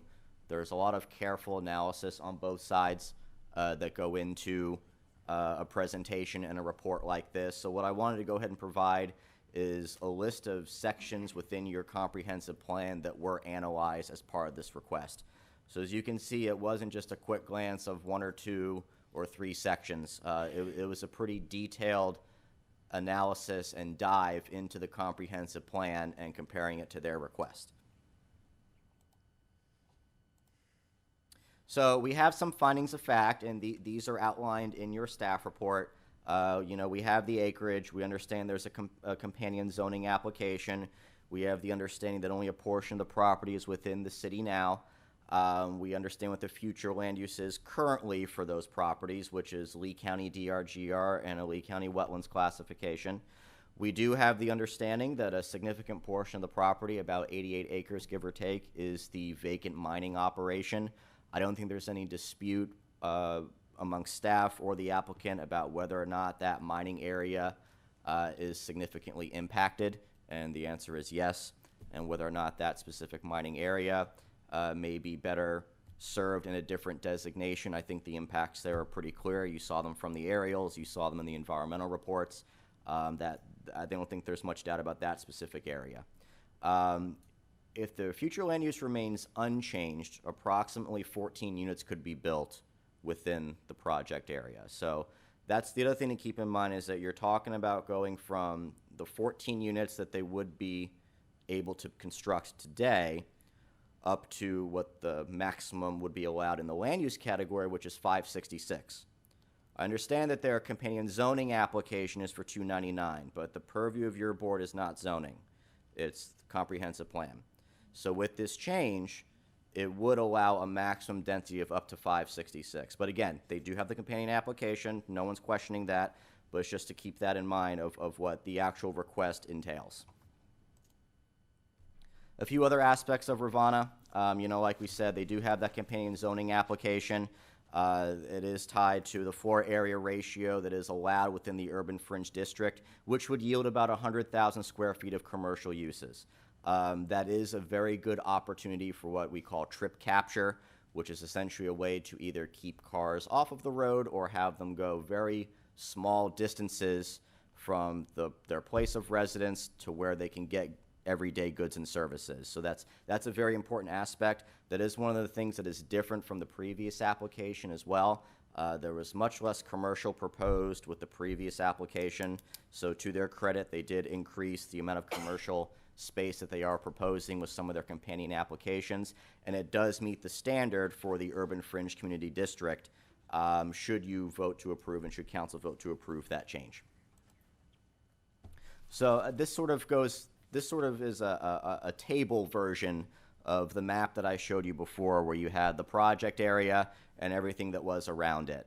And again, so one of the things that you need to sort of contemplate and sort of, really digest is, did they do a good enough job of explaining why they are different? When you can look at the density and what's around them on 3 out of the 4 sides. So I think that's one aspect to really keep in mind. So that's why you see that sort of coming up continuously in the staff report as well, because that should be part of the focal point of your decision making here. So again, with the density, the Lee County DRGR and the Lee County wetlands category is relatively similar to some of the city categories in terms of the allowable density that's allowed on the ground right now versus what's proposed. And again, approve or denial of this map and text changes, they really are policy decisions to be made by City Council. While I think there's an understanding that this might not necessarily set the standard per se, it is something that needs to be considered, because approving a project of this scope in an area with this land use category would be somewhat of a shift from what the traditional policy has been within the city of Bonita. So again, the question is, did they do a good enough job in explaining why they are worthy of that land use change? So some other things about density to keep in mind as well is that the city has tried to be pretty understanding with density and with understanding that it does have a continuing growing population. That's another big component of your future land use planning and of your comprehensive plan planning, is because your comprehensive plan is essentially your long-range plan for how to ultimately develop the city. So population projections are obviously a big part of the city's long-range plan, and understanding the amount of people that move here, the amount of people that stay here, the amount of people that might be seasonal. Understanding all of that plays a very critical role when the city makes its long-range plans. And to date, there really hasn't been much of a push or an emphasis on expanding the density east of I-75. There are certain pockets where there may have been pre-existing rights that are now being exercised on certain parcels, which is why you might see a perfect example would be the construction near the YMCA on Terry Street, that apartment complex that's going to the north that just got approved a couple years ago.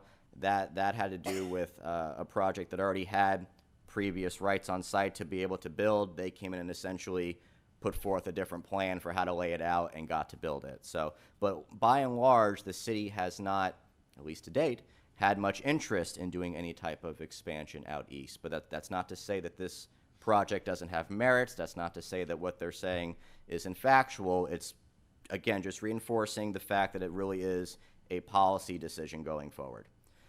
With regards to traffic, you heard a very good and detailed presentation from their traffic engineer.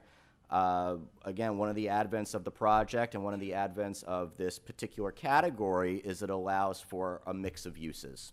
So it's not just a solely residential category, it's not just a solely commercial category. It allows for a combination of both to occur. And from a planning perspective, you could probably look at that as a positive thing. I don't think it's a secret to say that there probably is some level of need for goods and services out east. Right now, they are all getting on Bonita Beach Road and traveling west towards the interstate or south on Logan to get goods and services. This might help alleviate some of that, some of those issues, because this category would allow for a mix of uses to occur. And while you heard that this project would not cause any roadway segments in the study area to operate below their level of service, that is true for the immediate future. The segments are ultimately projected to fail, and that's just has to do with just the sheer volume of traffic that continuously uses the roadway segments that were analyzed, combined with some of the future construction projects that have yet to come online.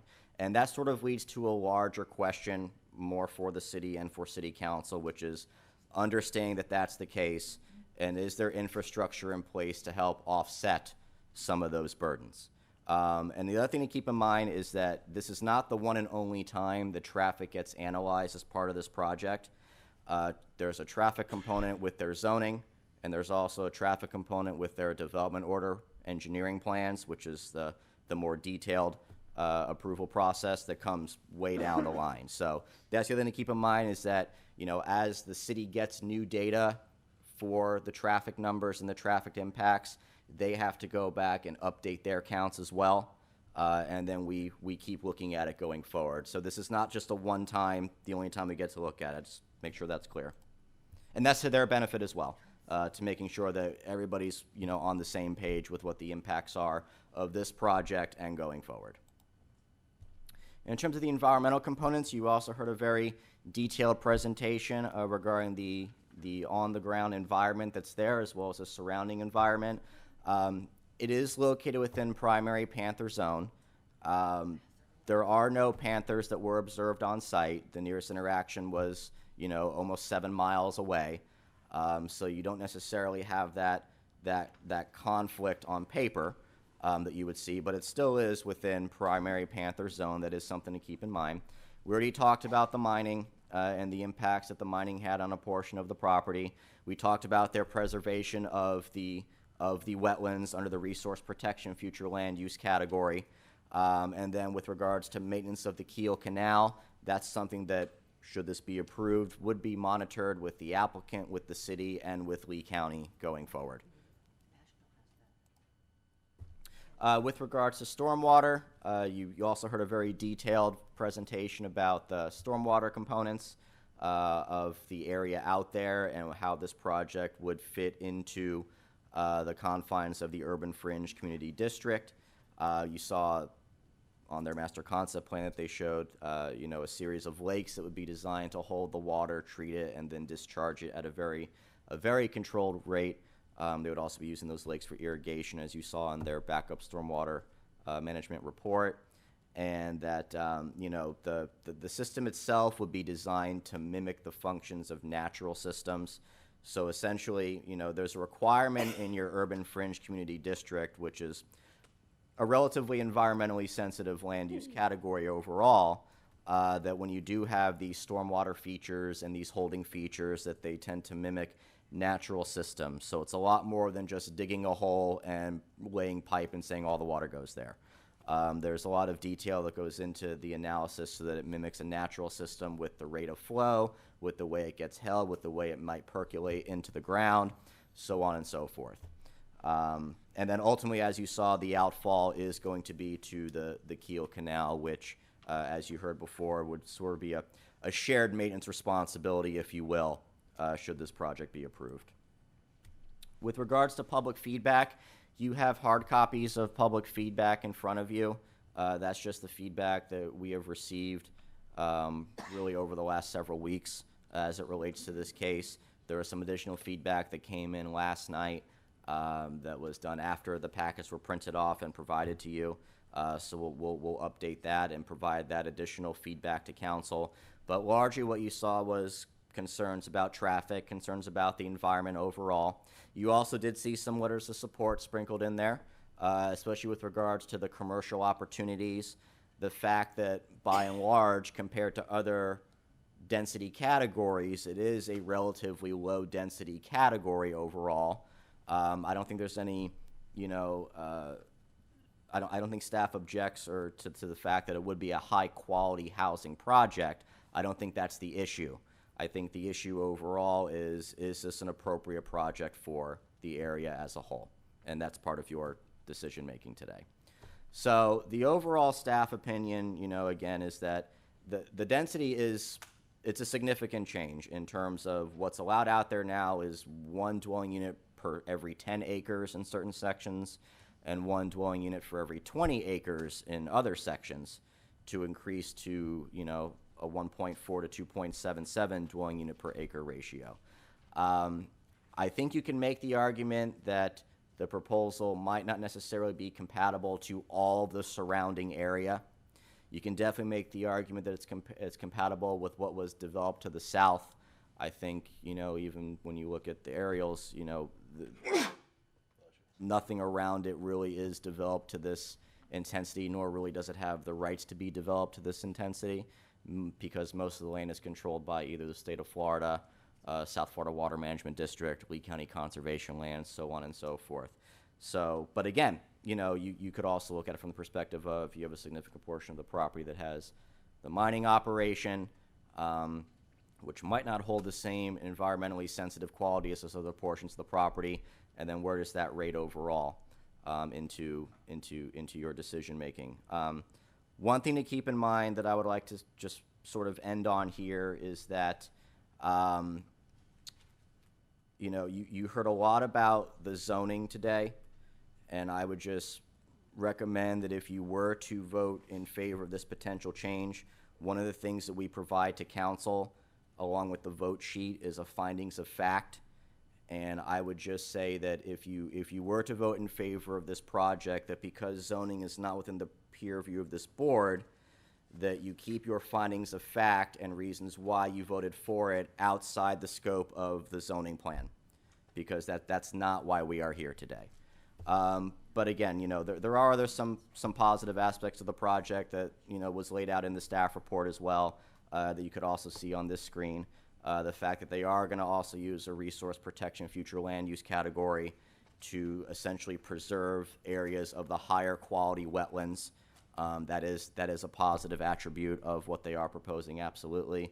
The fact that the floor area ratio of the category would allow them to have about 100,000 square feet of commercial space, and that ultimately would be what they are proposing, is probably a net positive overall.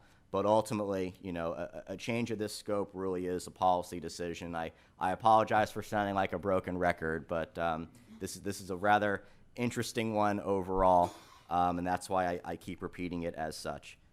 So with that, if you have any questions for me or John, we're here. If you have any questions for the applicants team, they're still here as well. You had a question? Thank you, Chairman. I'd just like to ask, if we weren't here now for these comprehensive plan amendments, on the Bonita side, not the Lee County side, what could, confirming it can be 14 units that could be built? It's 14 between the two, blended between the Lee County side and the Bonita side. I think the Bonita side would be eligible for 7 or 8 of those 14, and then the rest would be in the Lee County portion. Thank you.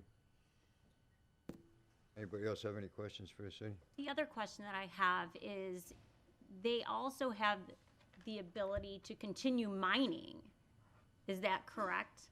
I If in believe fact this didn't get passed, they could continue mining so. at one lake. So the mining rights, I believe, are intact for another decade or so. The mining operation itself has been inactive for quite some time, but from a purely standpoint of do they still have the legal right to mine, the answer is yes. Right, okay. Any other questions for the city? Thank you. Thank you. I would ask the clerk now to bring up anybody that's put in a card for public comment, please. Okay, we received 5 speaker slips. When I call your name, please go to this lectern and state your name again. You'll have 4 minutes to speak. The first speaker is Jim Lucas, and he'll be followed by Sigfredo Hernandez. Hi, everybody. First of all, thank you for your work doing this planning. We appreciate it. You've built the city up in a controlled and well-controlled manner. Thank you. I've attended several of the Seagate informational meetings. I helped them get one venue so that they could have the meeting. So I've almost feel like I could do Alexis's presentation without her, but I'm not that good. I'm not an engineer. I'm not a lawyer, not water management, don't know anything about traffic, but although I like the presentation and I have nothing really to say poorly about Seagate, there are 2 concerns I have that I just want to mention. One is safety. Adding this new development will exacerbate the trouble we have leaving Bonita during an emergency situation like hurricanes. It's hard to get out of Bonita, okay? Secondly, with increased traffic, emergency services, I think, will struggle to hit the 8-minute, 59-second standard that has to happen. I know they'll tell me that if you'll tell me that if traffic increases, you'll build it under the fire station or emergency station, but some people might die because they've missed the time standard because of extra traffic. The second thing is all about this DRGR designation. I think changing this designation might set a poor precedent for the community. Other land will want changes. If you've denied people in the past, they may sue the city because you denied them and they were the same as Seagate. So, and again, I think about this designation, and I'm not from Florida. I'm from Manhattan, New York City, okay? And in 1840 or something, they designated Central Park to be there. They could have changed the designations and made trillions of dollars in taxes, but they didn't do it. They kept it nature-like. Okay, that's it. Thanks. Thank you. Sigfredo Hernandez, and he'll be followed by William Hebner. Hi. Yeah, I'm Dr. Sigfredo Hernandez, and my wife and I moved to Bonita in 2017. We were attracted by the beauty of this area. We felt closer to nature here, but unfortunately, we're losing nature to development, okay? And that's why I'm here today. I'll give you the reasons why I oppose this project. I won't talk about traffic because I'm pretty sure that others will do that. Reason number one, the Riviera Lakes project is not good for threatened or endangered species. We have lost in Bonita Springs more than 20,000 acres of wetland, okay, in the last 25 years. Endangered and threatened species are wetland dependent, or the area near wetlands. Okay, so species like the Florida panther and also the wood stork. Okay, they will be losing habitat. Okay, with this project. Reason number two, the Riviera Lakes project is not good for floods. We already heard their presentation. Wetlands prevent floods. 1 acre of wetland, it's capable of absorbing up to 1 million gallons of water, okay? So to control the flood problem that could affect Bonita Beach Road, right, because the neighbors would be really upset about that, Seagate is planning to direct the stormwater to the back of the land, to the back of the project. But what do we have there? We have the Kiel Canal. The Kiel Canal is the main supplier of water to the Imperial River. Neighbors that live near the Imperial River are already experiencing flood problems.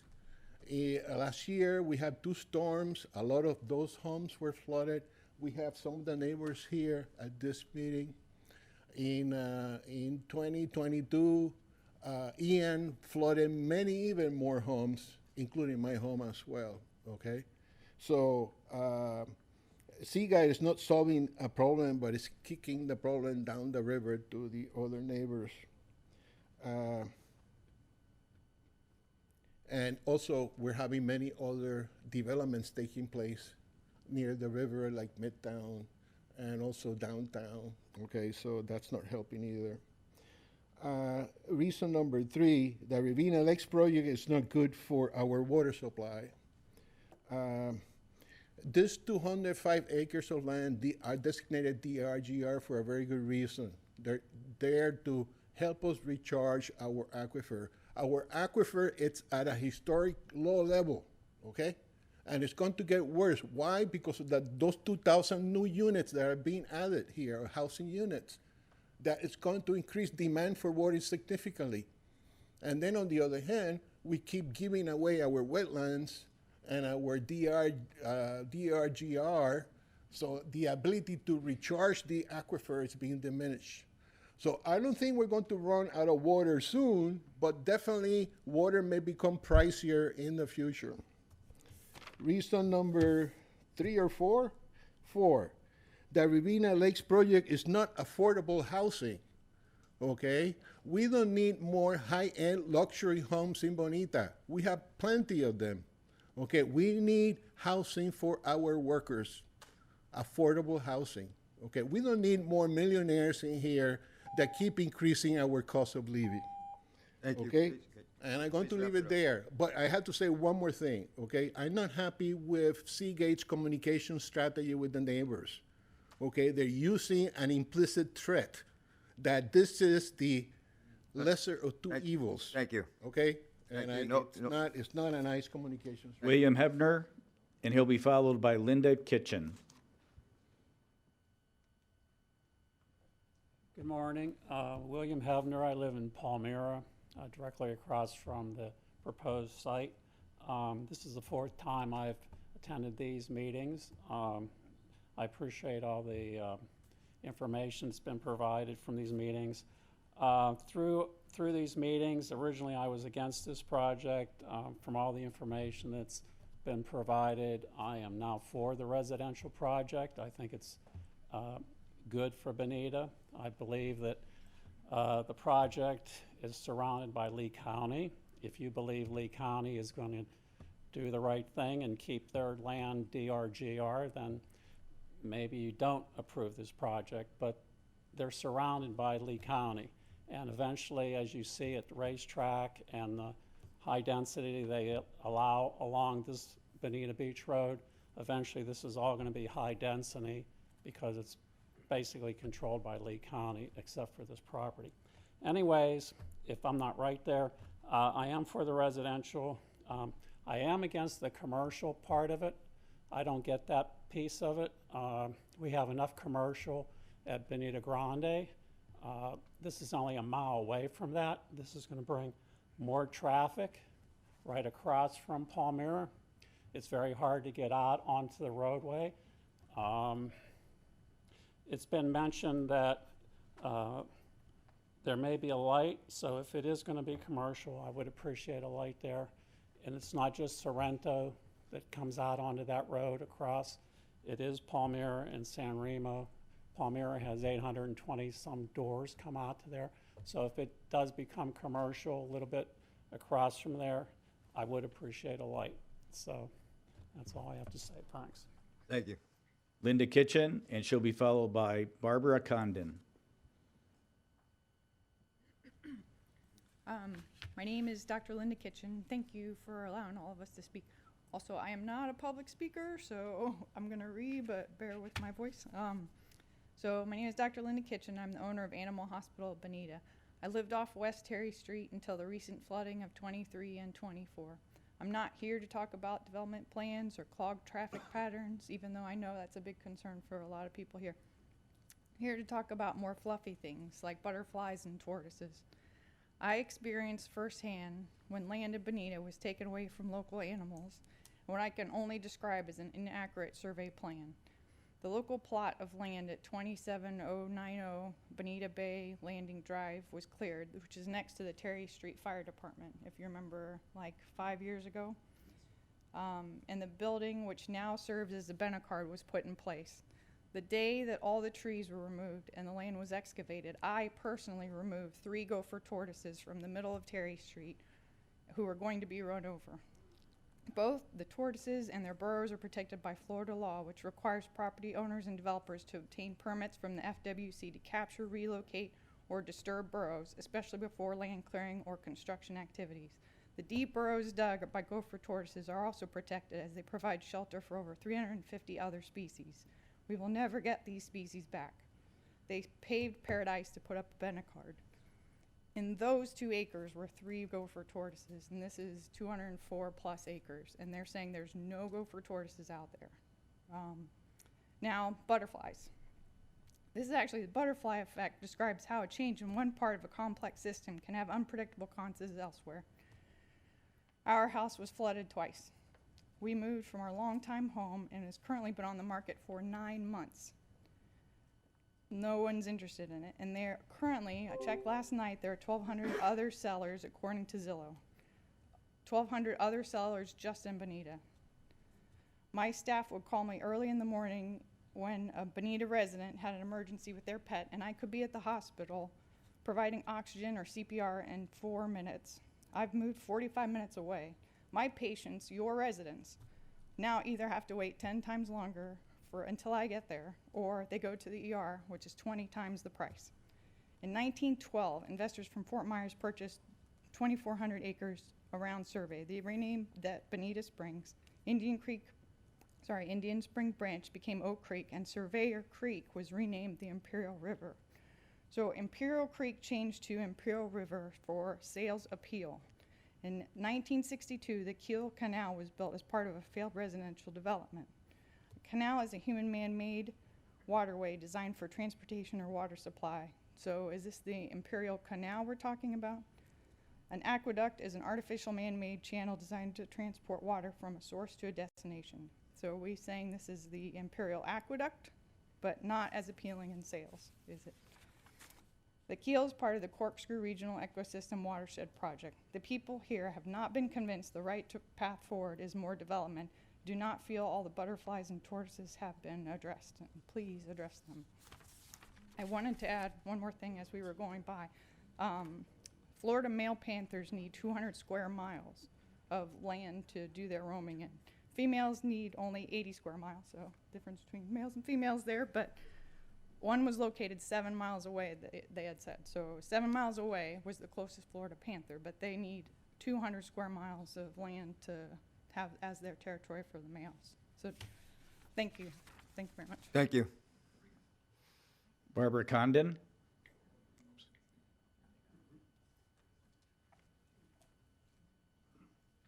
Good morning, everyone.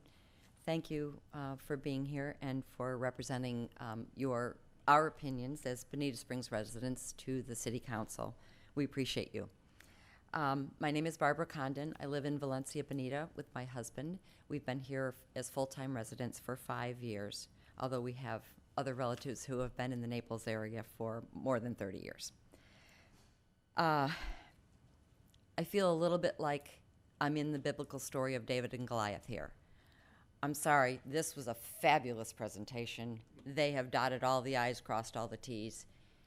They're very good at getting the details right, and I appreciate that. But we are the residents of Bonita Springs, and we hope you will really consider our viewpoint as residents, along with all the other residents of Bonita Springs, as well as the viewpoint of a developer.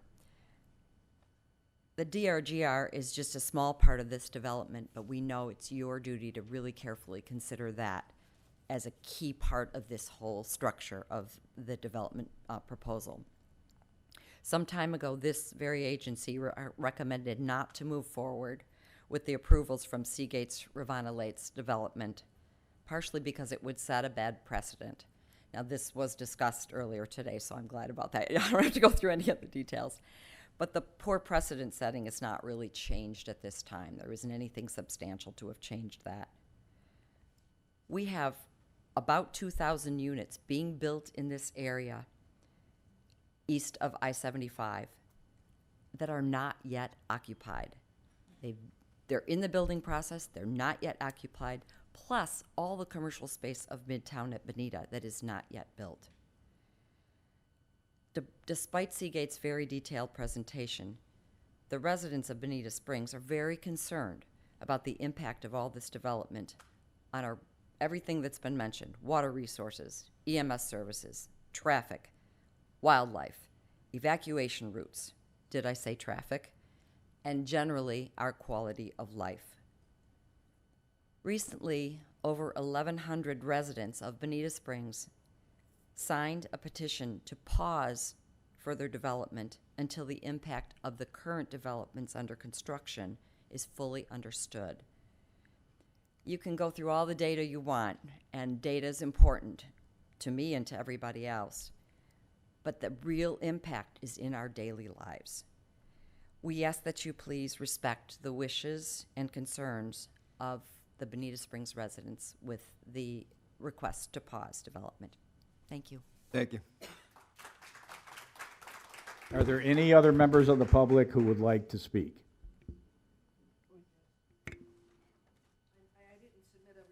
That's okay. Then let's have this gentleman first, and then you'll be next. Sir, please state your name. Ray Dempsey. I think you guys have a real big, tough decision here.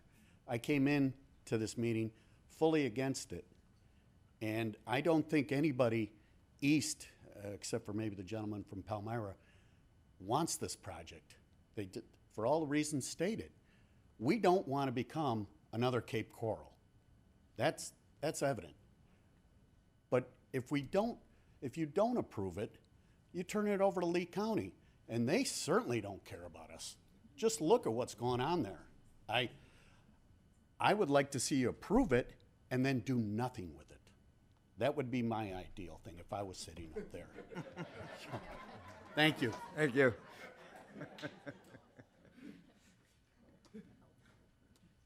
Hello, My name is Kathy Labisi. I live in Bonita National. I tend to talk a lot, so I'm going to try and make this short.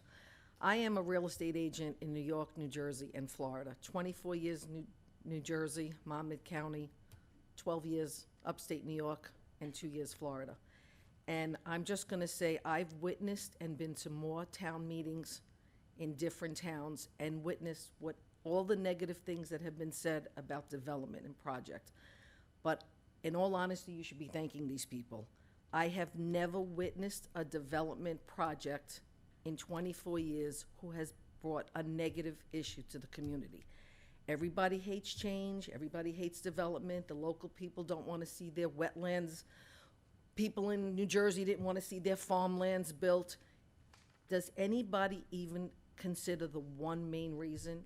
It increases the value of your home. I am not kidding. We should be thanking these people that they're putting a high-end community. They could be putting an affordable housing. It is, I mean, the best thing, in all honesty, I wish it was closer to Bonita National. I mean, the value that it brings to Bonita National, but the town of Bonita is incredible. And growth, we you know, people are talking about like things aren't developed yet. There were X amount of homes for sale. I sold the last two. All the people coming from the north, where I used to work for the stock exchange. I mean, the people with the money are coming to the west coast of Florida. Years ago, they used to come to the east coast of Florida. We should be thanking this developer.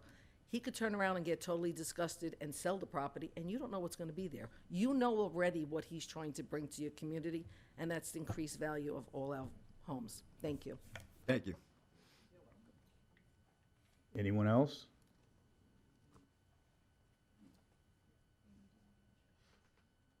Okay. Okay. Well, I guess now comes the fun time. Need a motion? Are we allowed rebuttal if I'm super brief? Are we allowed just to? No, I think we've heard everything. Can address the.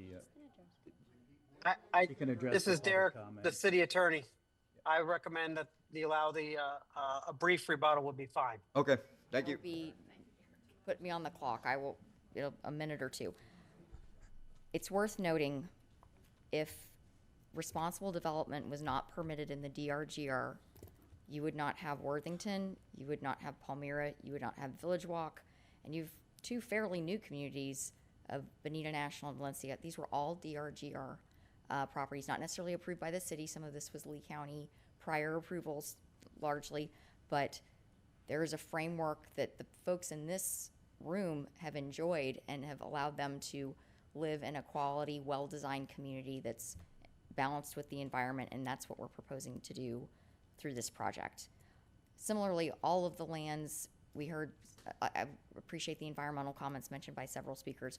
All of the lands in this area are primary panther habitat. That's not unique to our site. That's just all the eastern lands in Lee County, Collier County, et cetera. And so what occurs is there's no panthers visible on site. It's rare to find a panther on a site, certainly. But we have to pay panther mitigation credits. So it's analyzed that we're in the primary habitat. That means we have a higher fee. And just like Bonita National, just like Valencia, Matt Price and his team will write a check to the Florida Fish and Wildlife, and they will buy panther habitat elsewhere, and that is how this occurs. So there's a framework for it that, again, has occurred in eastern Bonita. We've said many times, I think it's still in the air, but this is not setting a precedent to degrade your large, intact chunk, if you want to call it, of DRGR along Bonita Grand Drive and Terry. This is one anomaly north of the roadway that is, as Mike said, compatible with what's on the south side of the street. We also have significant buffers and open space tracts to be compatible with the publicly owned preserve lands to our north and east. And then you saw what's to our west. Development after development, either being built or being proposed within Lee County lands, and then migrant housing as well as an RV park. So I would submit we are entirely compatible with all of our surrounding lands, not just to the south.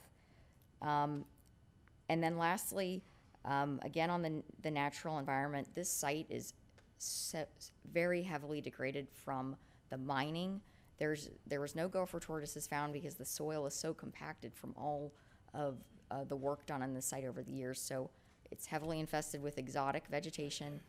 Through our permitting process with the city and the state, we are going to clean up those exotics.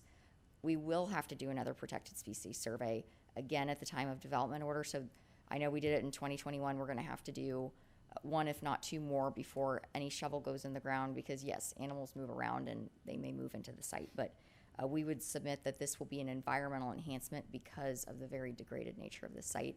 And then again, preserving really large tracts of preserve along the roadway to create better connected habitat and a better view for residents. So thank you very much again for your time. Thank you. Okay, we need a motion to,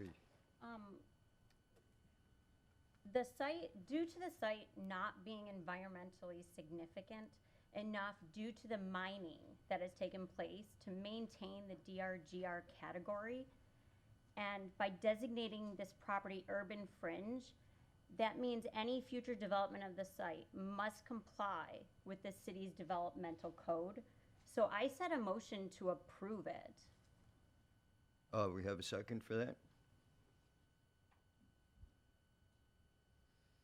Seeing no second, the motion dies. If I may, I find us in an unenviable position here in that we really cannot look at all of the aspects of the developmental project, which I think you've done an excellent job. And I think you are considering Bonita Springs and the environmental aspects of the site. Our job today is to decide whether or not DRGR should be changed. To date, City Council has not done any research or given any directive to staff or any of their consultants to look at DRGR and make any changes to it. Matter of fact, I guess through recent times, they've been fairly consistent in rejecting any changes in the DRGR. One other factor, I believe, is that the surrounding property on the east, north, and west, or no, west, north, and east, is not developed. It is a environmentally sensitive property and designated as such. The staff has also stated in the staff report that the property to be annexed from the county, in their opinion, it would receive the same designation that presently exists, which is either the DRGR or resource protection. And based on that, and again, I think the quality of the project and the quality of the builder, it seems to be good. I think today, I can't make a motion to change the DRGR, so I therefore would make a recommendation to deny the project. Need a second? Second. Okay, Lombardo second, and would you call a roll call vote, please? Member Lombardo. No. You're voting yes for your, Yes. Okay, so there's a motion and a second to deny. Do you vote? yes. Yeah, okay. Chairman Lowen, Yes. Member Doogie, Yes. Vice Chairman Townsend, Yes. Member Maturo. Yes. Member Hartford. Nay. Motion carries 5-1.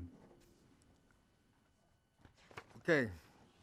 Next item on the agenda is the approval of the LPA meeting minutes held on August 7th, 2025. We need a, So moved. I'll second it. all in favor?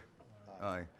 And I want to announce the next meeting is tentatively scheduled for September 18th, 2025, and meeting's adjourned. Thank you all for coming. That's